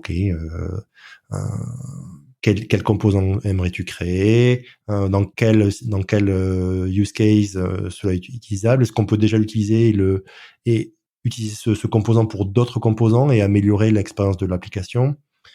Et au fil de ces discussions, voilà, le composant est approuvé ou n'est pas approuvé, et ensuite les autres équipes peuvent approuver, peuvent utiliser ce nouveau composant. Mais c'est très très important d'avoir cette pipeline pour enrichir le design system, le faire évoluer, et donc voilà, le rendre meilleur et ne faire en sorte que ce soit pas une boîte noire et une prison du composant. Ça marche. Et dans ce que tu as dit, par exemple, tu as parlé tout à l'heure de Facebook qui a son propre design system. En préparant l'émission, je me suis dit, de toute évidence, tu dois au moins en avoir deux sous la main, qui sont celui de Messenger et celui d'Instagram. Et la partie de conversation, de discussion qui est le cœur de Messenger se retrouve du coup finalement sur trois produits, puisque tu peux l'avoir sur Facebook, tu peux l'avoir sur Messenger Desktop, tu peux l'avoir sur Instagram. Comment ça se passe quand tu as, on va dire, trois produits qui doivent techniquement marcher exactement de la même façon? En tout cas, un produit sur trois plateformes qui doit marcher de la même façon, mais que tu es sur des composants différents, peut-être même des équipes différentes dessus. Comment tu t'assures que justement, ce que vous faites chez Messenger, ça va bien se répliquer chez Instagram si vous l'intégrez et chez Facebook quand les gens discutent depuis Facebook? C'est une bonne question. C'est vrai que la philosophie de Facebook va être, enfin de Meta, va être d'utiliser le design system en fonction de là où va apparaître l'UI et l'expérience. Donc, par exemple, je peux te prendre l'exemple de Facebook, la partie messagerie de Facebook et la partie Messenger. Tu vas avoir les mêmes composants, mais les composants vont utiliser le design system de d'où sont rendus, enfin render, Sont générés, enfin, sont affichés. générés, voilà, où sont vus les interfaces. Donc, pour Facebook, on va utiliser le design system de Facebook, et pour Messenger, le design system de Messenger. Quand les features sont les mêmes, un designer va devoir réexplorer un petit peu quelle est la version, on va dire, que ce soit sur Facebook ou sur Instagram. Donc, ok, donc ça veut dire que par exemple, tu peux avoir un designer de chez Messenger qui va pouvoir faire des modifications chez Facebook et chez Instagram pour que la fonctionnalité colle sur les trois plateformes. Tout à fait, ouais. Ok. Et est-ce que là, du coup, tu vas avoir, parce que j'ai bien compris tout ce que tu nous disais tout à l'heure sur la design review, mais au sein de Messenger, par exemple, je comprends, tu as tous les designers, mais à partir du moment où tu vas commencer à intégrer cette fonctionnalité dans des produits, enfin, dans des plateformes différentes, ça veut dire que tu vas augmenter le nombre de personnes qui vont review ces composants, qui vont s'assurer que tout fonctionne bien. J'ai l'impression que ça peut ne pas en finir. Si tu travailles sur quelque chose d'assez gros, ça veut dire que tu vas devoir faire 3 fois le taf. Comment ça se passe dans ce cas de figure? Souvent, on va partager des design reviews. Bon, évidemment, le but, c'est de faire en sorte que tout soit le plus rapide possible et qu'il y ait le moins de barrières à franchir ou de points de contrôle à avoir. Et donc, c'est pas impossible d'avoir des design reviews jointes avec Instagram, par exemple, ou des design reviews jointes avec Facebook, pour voilà parler de la même feature. C'est déjà arrivé. Voilà, du coup, ça évite de multiplier les reviews et de gagner en efficacité. Ça marche. Dernière question sur ce point-là qui va un peu élargir ensuite la conversation, c'est un design system, généralement, ça essaye de représenter le produit dans lequel il est. Ce que tu disais tout à l'heure, quand on est chez Facebook, on sait qu'on est chez Facebook, quand on est dans Messenger, on sait qu'on est dans Messenger, etc. Comment on fait en même temps pour essayer de bien faire comprendre qu'on est dans la même maison mère, c'est-à-dire Meta, comment on s'assure qu'en fait on est à la fois reconnaissable, mais reconnaissable du point de vue de du point de vue de la plateforme et du point de vue de la maison mère qui est au-dessus. Est-ce que c'est quelque chose qui est pris en compte? Il y a des parties qui sont vraiment partagées à travers les plusieurs applications qu'on a. Donc c'est par exemple le splash screen. Quand tu vas démarrer l'application, tu vas voir qu'il y a toujours un petit peu de branding by Meta en bas. Lorsque tu vas te loguer, il va y avoir une UI qui va ressembler un petit peu, qui va être un peu similaire dans toutes les applications. Donc c'est un peu de cette façon qu'on essaie de représenter le in-product branding de Meta. Après, c'est pas forcément nécessaire pour l'utilisateur de savoir que tout vient de Meta. Okay. Ce qui est important pour l'utilisateur, c'est le travail qu'il a à faire avec l'application. Donc voilà, Messenger a envoyé des messages. Donc on va essayer de rendre l'utilisation la plus fluide pour arriver à ce job-là, et essayer d'éliminer tout ce qui peut être un petit peu au milieu.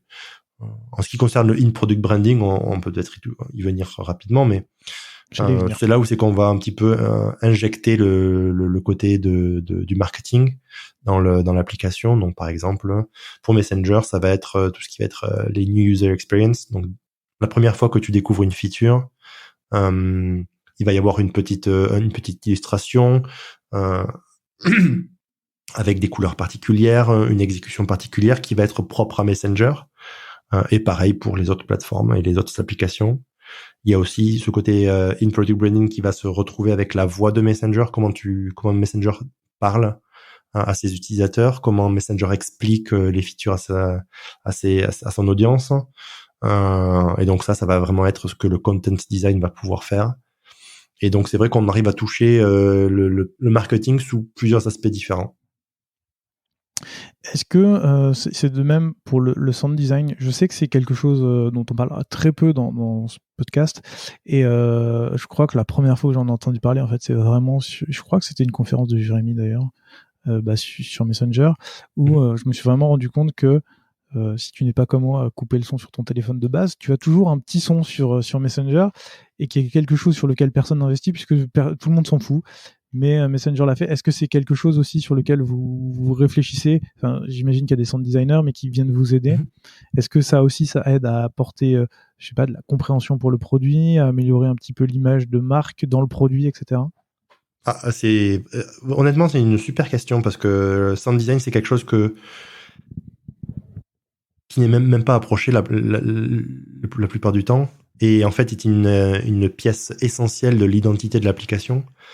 Pour Messenger, je me souviens une des dernières, pas une des dernières, mais une des choses qui était un des projets qui était très intéressant, c'était le mention. Donc quand tu fais mention quelqu'un, la notification que la personne va recevoir aura un son différent que les notifications Messenger.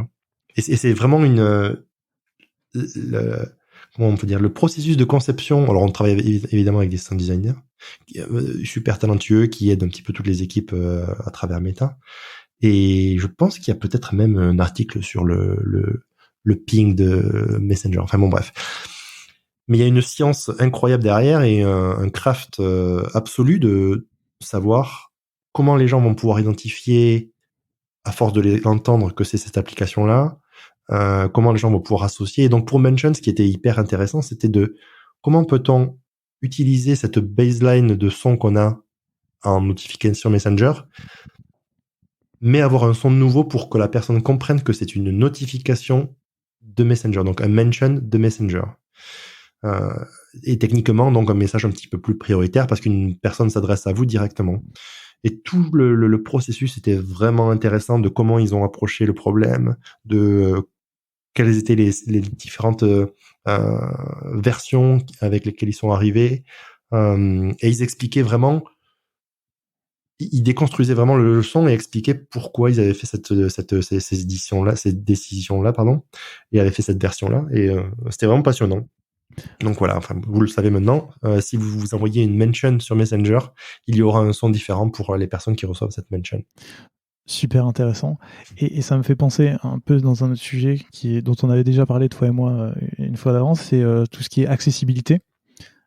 Puisque j'imagine que quand tu gères une application qui est utilisée par plusieurs milliards de personnes, tu peux pas te permettre de dire oh oui, bon, c'est pas très grave. Déjà, c'est pas très bien quand c'est pour une petite app, mais alors quand c'est pour une grosse app, c'est encore pire.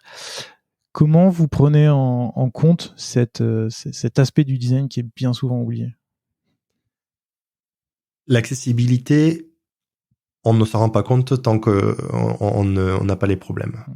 Et donc vraiment la meilleure façon, ça va être d'utiliser les modes que les personnes qui utilisent cette feature, ces features, enfin le produit de cette façon, et c'est de tester et de voir à quel point en fait comment peut-on se placer en termes de qualité. On a vraiment poussé beaucoup d'efforts récemment, enfin pas récemment, dans les dernières années pour faire en sorte que l'expérience pour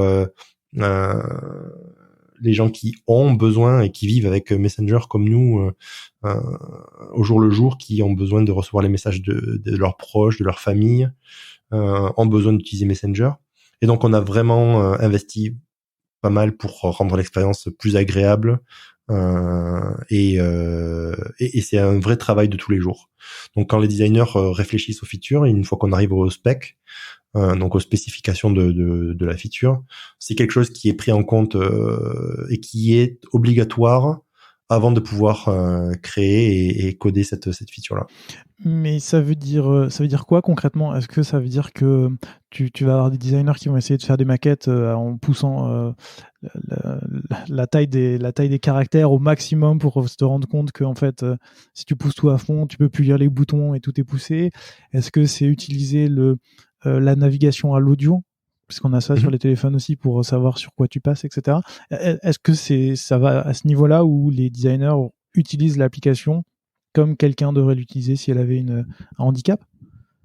Alors absolument. Il y a des checklists en fait D'accord. pour chaque version, donc que ce soit la taille des fontes, est-ce que l'application casse, les labels de chaque bouton parce que c'est ce que va retranscrire via l'audio euh, l'enchaînement des boutons. Donc tu peux imaginer par exemple un cas d'école entre guillemets, c'est le composeur où tu vas avoir plusieurs icônes dans le composeur. Mhm. Et être s'assurer que, parce que si tu appuies sur le plus dans le composeur, tu vas avoir quelque chose sous le clavier.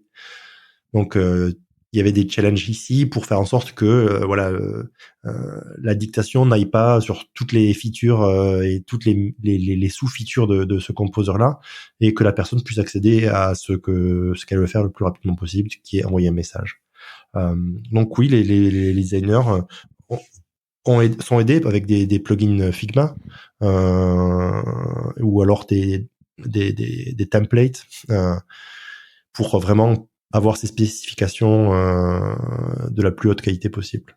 Vous avez des personnes, par exemple, qui sont dédiées à l'accessibilité dans les équipes produits au global? Oui, alors c'est comme ça qu'on a redoublé d'efforts. On a des personnes qui sont on n'est pas des évangélistes, mais qui viennent un peu vraiment expliquer quels sont les problèmes liés à l'accessibilité, elles-mêmes étant utilisatrices de ces features-là, parce que voilà, des personnes qui ont besoin qui ne peuvent pas voir ou qui ont des problèmes de n'importe quel ordre. Et ces personnes-là, c'est vrai que viennent aider et viennent sensibiliser un peu les gens en interne pour être sûr que le travail est fait. De manière la plus excellente, de pousser la barre d'excellence au maximum. Très bien. Je parlerai des tests utilisateurs au global un tout petit peu après. Il y avait juste un dernier point que je voulais aborder avec toi en parlant un peu justement de tout ce qui est accessibilité, c'est qu'il n'y a pas forcément besoin d'avoir un handicap pour que ça soit accessible. Il y a aussi une question de langue, de s'assurer que le texte est le bon, que quand tu cliques sur un bouton, c'est la bonne clé de traduction, c'est la bonne traduction, etc. Comment ça s'intègre aussi dans votre flow, tout ça, de se dire, quand vous avez un designer qui fait une maquette, j'imagine, comme d'habitude, qu'elle est faite en anglais, comment après on s'assure que ça marche dans toutes les langues, que ça casse pas quand c'est en allemand, que etc. Enfin, que ça marche pour tout le monde. On a développé, enfin il existe même pour le public des plugins en fait qui vont pouvoir changer le texte par le texte avec le plus de lettres possible. Donc typiquement, quand le bouton va être oui, ce plugin va trouver dans dans n'importe quelle langue le texte le plus long avec le truc le plus broken possible.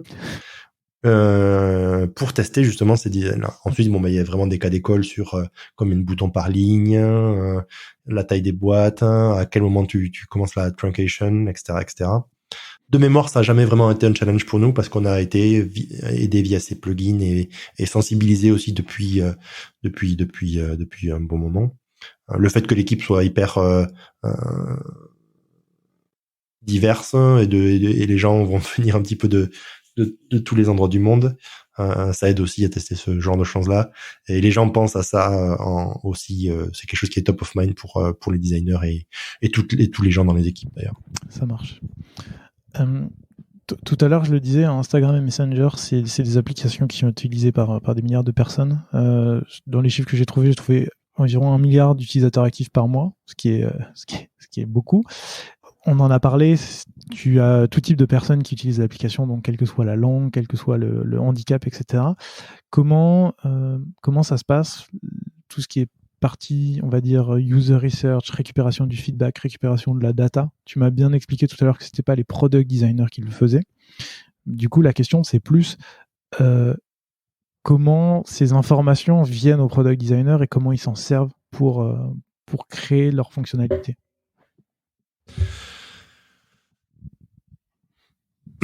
Donc les data, il va y avoir plusieurs sources de data. Il va y avoir qualitatif et quantitatif. On travaille entre guillemets main dans la main.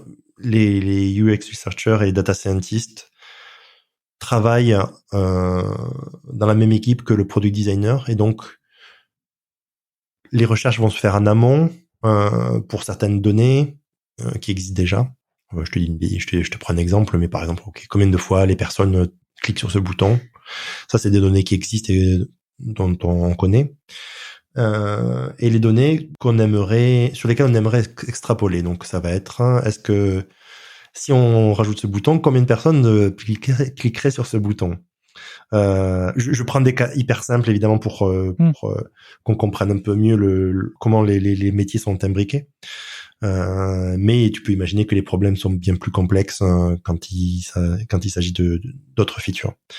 Et ensuite, voilà, donc ça va être cette partie recherche, user research, où on va demander à des gens, ok, si on rajoute ce bouton, est-ce que ce bouton, vous comprenez ce que c'est? Est-ce que vous cliquerez dessus? Si vous cliquez dessus, qu'est-ce que c'est quelles seraient vos attentes? Et donc, à partir de là, c'est là où c'est qu'on va être un peu plus dans l'itératif et on va prendre ces données-là et les incorporer dans le design. Et puis ensuite, ça va être la phase un petit peu plus itérative où on va recevoir d'autres données plus quantitatives et on va, à partir de ces données-là, on a fait un test de ces deux boutons et on reçoit de nouvelles données. Les gens cliquent à 50-50 sur ces boutons ou personne ne clique sur ce bouton et à ce moment-là, il va y avoir encore une itération. En fait, l'itération est constante, évidemment, c'est évident, mais voilà, à chaque point de données nouvelle, on va un petit peu tweaker le design et faire une nouvelle itération pour créer le meilleur design possible et la meilleure solution possible pour les utilisateurs. Ça marche. Et j'ai reçu dans ce podcast des gens qui ont bossé sur des applications qui avaient plusieurs milliers d'utilisateurs et qui me disaient souvent que eux s'embêtaient pas spécialement à faire parfois des tests utilisateurs et préféraient directement passer par des A/B tests parce que ça permettait de donner des résultats beaucoup plus rapides. J'imagine qu'avec le nombre d'utilisateurs que vous en faites, et tu en as parlé tout à l'heure, est-ce que parfois c'est une méthode que vous utilisez pour court-circuiter un peu tout le parcours que tu viens de décrire pour se dire ok, on veut tester vite et bien pour savoir si ça marche? Est-ce qu'on fait un A/B test ou est-ce que il y a quand même une petite recherche qui est faite en amont, que ça soit quali ou quanti, pour te dire ok, on va faire l'A/B test ou on va pas le faire pour éviter les bêtises? C'est vrai qu'à cette taille-là, le A/B test, on peut pas. Enfin, il y a quand même une checklist à faire avant de faire n'importe quel test, que ce soit un A/B test, que ce soit un test dans un pays ou quoi. Il va y avoir une checklist d'être sûr de ce test-là. Le A/B test fait partie d'un des outils que l'on utilise. Il y a beaucoup d'outils qui sont à notre disposition. Le A/B test en est un. Voilà, c'est pas moins bien, mieux ou plus mauvais qu'autre chose. Ça va être, c'est un outil parmi tant d'autres. Donc, en ce qui concerne, tout dépend de quel va être le problème. Voilà, bon, ben, pour dévisser, tu vas chercher un tournevis et pour planter des clous, tu vas chercher un marteau. C'est un peu la même réflexion. Donc, en fonction de quel est le problème, on va utiliser l'outil adapté. Très clair. Ça me semble plutôt logique. Il y a un dernier point sur toute cette partie recherche, c'est que Facebook étant ce qu'il est, Facebook Messenger, la boîte ayant cet impact au niveau mondial si fort, c'est que du coup, vous avez aussi un flux de retour constant, que ce soit sur des plateformes concurrentes comme Twitter ou directement sur la plateforme comme Facebook. Comment est-ce que vous récupérez ces retours d'utilisateurs? Et si oui, comment vous faites pour les récupérer et les traiter? Donc, il y a une pipeline qui existe où tout ce qui va être les revues de l'App Store, tout ce qui va être les bugs qui sont reportés et toutes les autres choses que tu as mentionnées vont être plus ou moins prioritisées en fonction de l'importance de la demande en fait des utilisateurs. Ensuite, moi, j'adore, à titre personnel, j'adore regarder sur Twitter et faire des recherches sur Messenger pour savoir quel est le vécu des gens, quels sont leurs feedbacks. J'adore regarder les commentaires sur l'App Store pour voir s'il y a des choses que les gens ont, l'expérience des gens et savoir là où on peut peut-être apporter quelque chose et fixer des choses plus rapidement. Et du coup, c'est vrai que voilà, tous les moyens de communication sont bons pour trouver les choses qu'on peut réparer ou améliorer pour les utilisateurs. Et tu l'as abordé un tout petit peu, c'est savoir comment faire un peu le trade-off, savoir un peu si quel avis va être pris en compte ou pas. Comment vous décidez? Parce que j'imagine qu'encore une fois qu'il y a une quantité de feedback qui sont impressionnantes. Comment tu fais pour t'assurer que les retours des utilisateurs ils sont bien entendus, mais en même temps que ça bousille pas le business, parce qu'il y a un équilibre à trouver. Parce que sinon, ça serait très simple, tout le monde te dirait on veut plus de pub et il y aurait plus de pub, mais d'un point de vue business, ça serait pas possible. Donc comment vous faites pour vous assurer que certains retours ont de la valeur? Certains retours en ont, mais ne sont pas forcément une priorité. Comment vous gérez tout ça? Après, c'est des équipes qui s'occupent de ça, comme dans toutes les entreprises. C'est vraiment de la priorisation. Donc, combien de gens sont affectés? Est-ce qu'on a des gens qui travaillent déjà sur ça, etc., etc. Est-ce que ça peut rentrer dans les choses dont on est en train de travailler? Parce que, comme tu imagines, on travaille de manière constante. Donc, comment on peut intégrer ces nouvelles choses, ces nouvelles choses? Voilà, c'est un exercice de priorisation vraiment très classique, comme dans toutes les autres entreprises. Ça marche. Si on reparle un petit peu de toi, est-ce que depuis que tu as changé, est-ce que depuis que tu es revenu en France, tu reprends un petit peu le temps de designer de ton côté? Ou en tout cas de designer, j'entends chez Meta, puisque je sais que tu fais du design et que tu testes de la 3D à côté sur ton temps perso. Mais est-ce que chez Meta, tu reprends un peu ça, ou est-ce que tu es toujours pris dans le feu du management? Alors, j'avais une réponse parfaite. Je fais beaucoup de 3D en ce moment. Mais mis à part ça, donc, blague à part, mais c'est vrai que le côté 3D, c'est toujours quelque chose d'hyper intéressant pour moi, parce que c'est ce côté un petit peu curieux, c'est ce côté où on apprend tout le temps, en fait, et on apprend de nouvelles techniques, on apprend de nouvelles choses. Donc, c'est vraiment un côté qui est hyper passionnant dans mon temps libre. Que j'essaye d'ailleurs de ramener un petit peu vers Meta. Souvent, voilà, on essaye quand on veut faire des illustrations internes ou des idées, à un moment donné, c'était les icônes en 3D, donc bon, bref. Tous les points, tu sais, c'est un peu tous les points de ta carrière et de ce que tu apprends se rejoignent à un moment donné. Ouais. Mais pour ce qui est de méta, c'est vrai que oui, aujourd'hui, je suis sous Figma, je fais des prototypes. Il y a ce côté management aussi, mais le fait que l'équipe soit un petit peu plus petite me permet de passer un petit peu plus de temps sur Figma et de réfléchir à des idées et des opportunités pour Messenger. Je vais revenir sur la 3D. Dernier point, comme tu viens de parler de ton équipe, on n'en a pas vraiment parlé, mais c'est tout ce qui est formation, montée en compétences de tes équipes. Tu l'as dit, toi, sur comment tu progresses, sur aussi le fait d'essayer d'écouter les retours des gens avec qui tu travailles pour savoir si tu les fais monter sur du management, si tu les fais monter en compétences, etc. Comment aujourd'hui tu fais pour faire grandir tes équipes? Je pense qu'il va y avoir deux axes, au moins deux axes. Le premier axe, ça va être vraiment ce que eux attendent. Donc ce côté self-awareness et comment eux veulent se développer. Donc on y en a un petit peu parlé un petit peu avant, mais dans l'une des questions précédentes. Mais voilà, par exemple, la personne veut devenir meilleure en prototyping, ou la personne veut devenir meilleure en visuel. Donc ça va être mon rôle de trouver et d'accompagner la personne dans ce chemin-là. L'autre côté, donc la deuxième route, on va dire, ça va être de savoir ce que moi j'analyse en pour la personne. Donc souvent ces deux choses vont être la même, c'est-à-dire ok, tu es très bon dans ce domaine-là. Niveau prototyping, ce serait cool si tu pouvais peut-être essayer de, je dis des bêtises, mais voilà, essayer de produire un petit peu plus de prototypes ou essayer des choses un petit peu nouvelles, etc. Et voilà, en fonction de ces deux chemins, on essaie de créer un chemin commun où je vais soit la personne va d'elle-même être un petit peu autodidacte et curieuse et trouver ces pistes-là et les moyens de devenir meilleur. Donc ça peut être vraiment les solutions sont multiples, mais ça peut être pairer deux personnes ensemble, par exemple. Donc un exemple lambda est fictif, mais la personne peut être bonne en prototyping, l'autre personne peut être très bonne en motion design ou interaction design, et on fait collaborer les deux personnes pour qu'elles élèvent leur niveau ensemble et qu'elles apprennent l'une de l'autre. Ça arrive assez souvent naturellement. En fait, les gens s'associent ou travaillent avec d'autres personnes qui ont un secteur d'activité ou un area of expertise un petit peu similaire ou dans lequel ils veulent devenir meilleurs.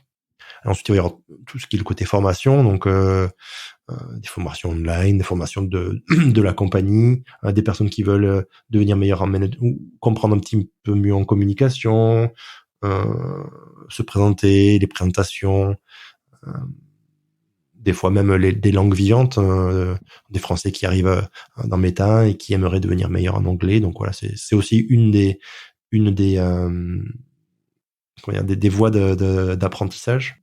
Et voilà, donc grosso modo, en fait, ensemble, on essaie de créer un plan pour voilà que la personne puisse être satisfaite de sa carrière et de la mener là où la personne aimerait être. Très clair. Et ce qui va me permettre de passer à toi une dernière fois. Chez Google, tu as bossé dans la partie virtual reality. Tu l'as dit tout à l'heure, tu aimes bien bosser sur la 3D. Facebook s'est renommé en Meta justement pour investir dans le métaverse. Est-ce que toi, un jour, au sein de Meta, tu souhaiterais évoluer pour partir travailler sur cette partie justement métaverse, 3D, faire un petit peu autre chose? Pourquoi pas, c'est toujours quelque chose qui est très intéressant en termes technologiques. Vraiment, Meta est assez à la pointe en termes de hardware avec le nouveau Quest Pro que je vous conseille d'utiliser. Non mais blague à part, c'est vrai que techniquement c'est assez impressionnant. C'était un énorme bond technologique pour la réalité virtuelle, ou que ce soit avec le Quest précédent qui est tout aussi technologiquement puissant, mais un peu plus facile d'accès en termes de coût. Ce sont des domaines qui vont devenir de plus en plus proéminents ou grandissants dans les entreprises, dans l'utilisation personnelle. Après la timeline, je n'ai pas de boule de cristal, je ne sais pas dire, mais ce qui est sûr, c'est que voilà, la mixed reality, la réalité augmentée et la réalité virtuelle vont faire partie du quotidien. Alors comment, à quel point, encore une fois, je ne sais pas, mais on sait que ce seront des choses qui vont faire plus ou moins faire partie du futur. Donc évidemment qui sont intéressants à approcher en tant que designer, designer produit. Et toi, du coup, c'est pas pour tout de suite, pour l'instant, tu restes sur Messenger et Instagram? Pour l'instant, moi j'adore l'équipe Messenger Instagram. Je travaille avec des personnes vraiment qui sont devenues des amis, mais qui sont très très compétentes dans leur domaine, et j'apprends toujours en fait. C'est vrai que ça va être ce facteur qui va être un peu décisif. C'est est-ce que tu stagnes ou est-ce que tu apprends toujours des gens autour de toi. Et aujourd'hui, j'apprends vraiment encore énormément des gens qui sont autour de moi. Ça marche. Pour conclure, est-ce qu'il y a un sujet que tu aurais voulu aborder qu'on n'a pas abordé, ou une question que tu aurais voulu que je te pose que je ne t'ai pas posée? De tête, a priori, non. Le fait que tu sois un très bon intervieweur, en fait, tu as couvert toutes les questions nécessaires et obligatoires. Donc là, de tête, pas vraiment. On aurait pu parler de la stratégie, la nouvelle stratégie Meta, des données privées, de l'encryption. Mais ce sera pour une prochaine fois, j'imagine. Exactement. Et pour être tout à fait transparent avec les auditeurs et les auditrices, on en avait déjà parlé. Et au départ, tu voulais qu'on parle de l'accessibilité, mais j'en ai profité pour le caler dans mes questions. Ce qui fait que je t'ai un peu pris de court. Est-ce que tu as des ressources à nous recommander pour progresser, que ce soit en design, que ce soit en management, que ce soit en... On en a parlé un petit peu tout à l'heure. C'est vrai que les posts de Julie Zuo, qui datent un peu, mais qui sont vraiment toujours d'actualité, sont hyper intéressants. Elle a créé un livre sur le management qui est aussi un petit peu ce résumé de toutes ces années d'expérience qu'elle a eu au sein de Facebook. Donc je recommande ça c'est toujours très intéressant. Pour rester à jour de ce qui se passe dans le monde des produits, Product Hunt, une ressource hyper intéressante. Je regarde tous les jours ce qui se passe sur Product Hunt. D'ailleurs, le design de Product Hunt est vraiment incroyable. Je pense que c'est l'un des meilleurs sites web que je connais. Et peut-être que cela est dû au fait que ce soit Julie qui soit derrière tout ça. Designer que je te conseille de contacter et d'avoir dans ton émission. Julie, si tu nous écoutes et que tu veux venir dans le podcast, n'hésite pas. Donc Product Hunt, vraiment une super ressource. Et puis après, Designer News, je sais plus trop s'ils sont à jour, mais ça va un peu pivoter autour de ces choses-là. Très bien. Je mettrai les liens dans la description pour les personnes qui sont intéressées, qui voudraient en savoir un peu plus. Dernière question, si des gens veulent te contacter, on les renvoie vers quelle plateforme? Ou est-ce qu'on les renvoie vers ton mail sur ton site perso? Je pense que le site perso, c'est le mieux. C'est là où c'est que j'essaie de mettre un petit peu les choses à jour. Récemment, avec tout ce qui s'est passé un petit peu dans l'industrie, j'ai réouvert des office hours. Donc, c'est des petits blocs de 30 minutes que j'ouvre à tout le monde qui peuvent, pour que les personnes puissent me contacter et qu'on puisse discuter du thème de leur choix.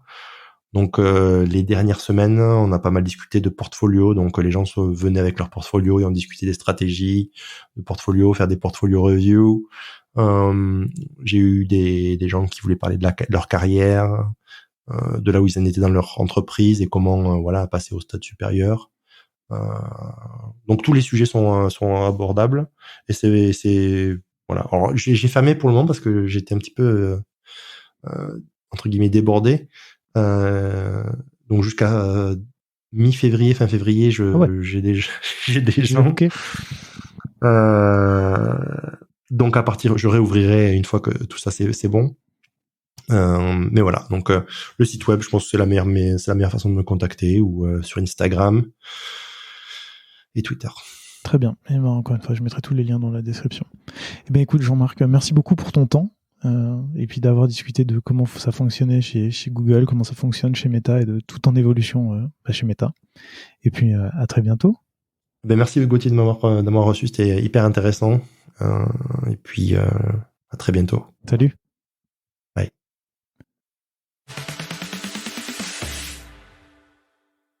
Merci d'avoir écouté cet épisode jusqu'au bout. Si vous l'avez aimé, n'hésitez surtout pas à vous abonner sur votre application de podcast préférée. Vous pouvez aussi mettre 5 étoiles sur Apple Podcast, c'est ce qui m'aide le plus à faire découvrir l'émission. À très bientôt.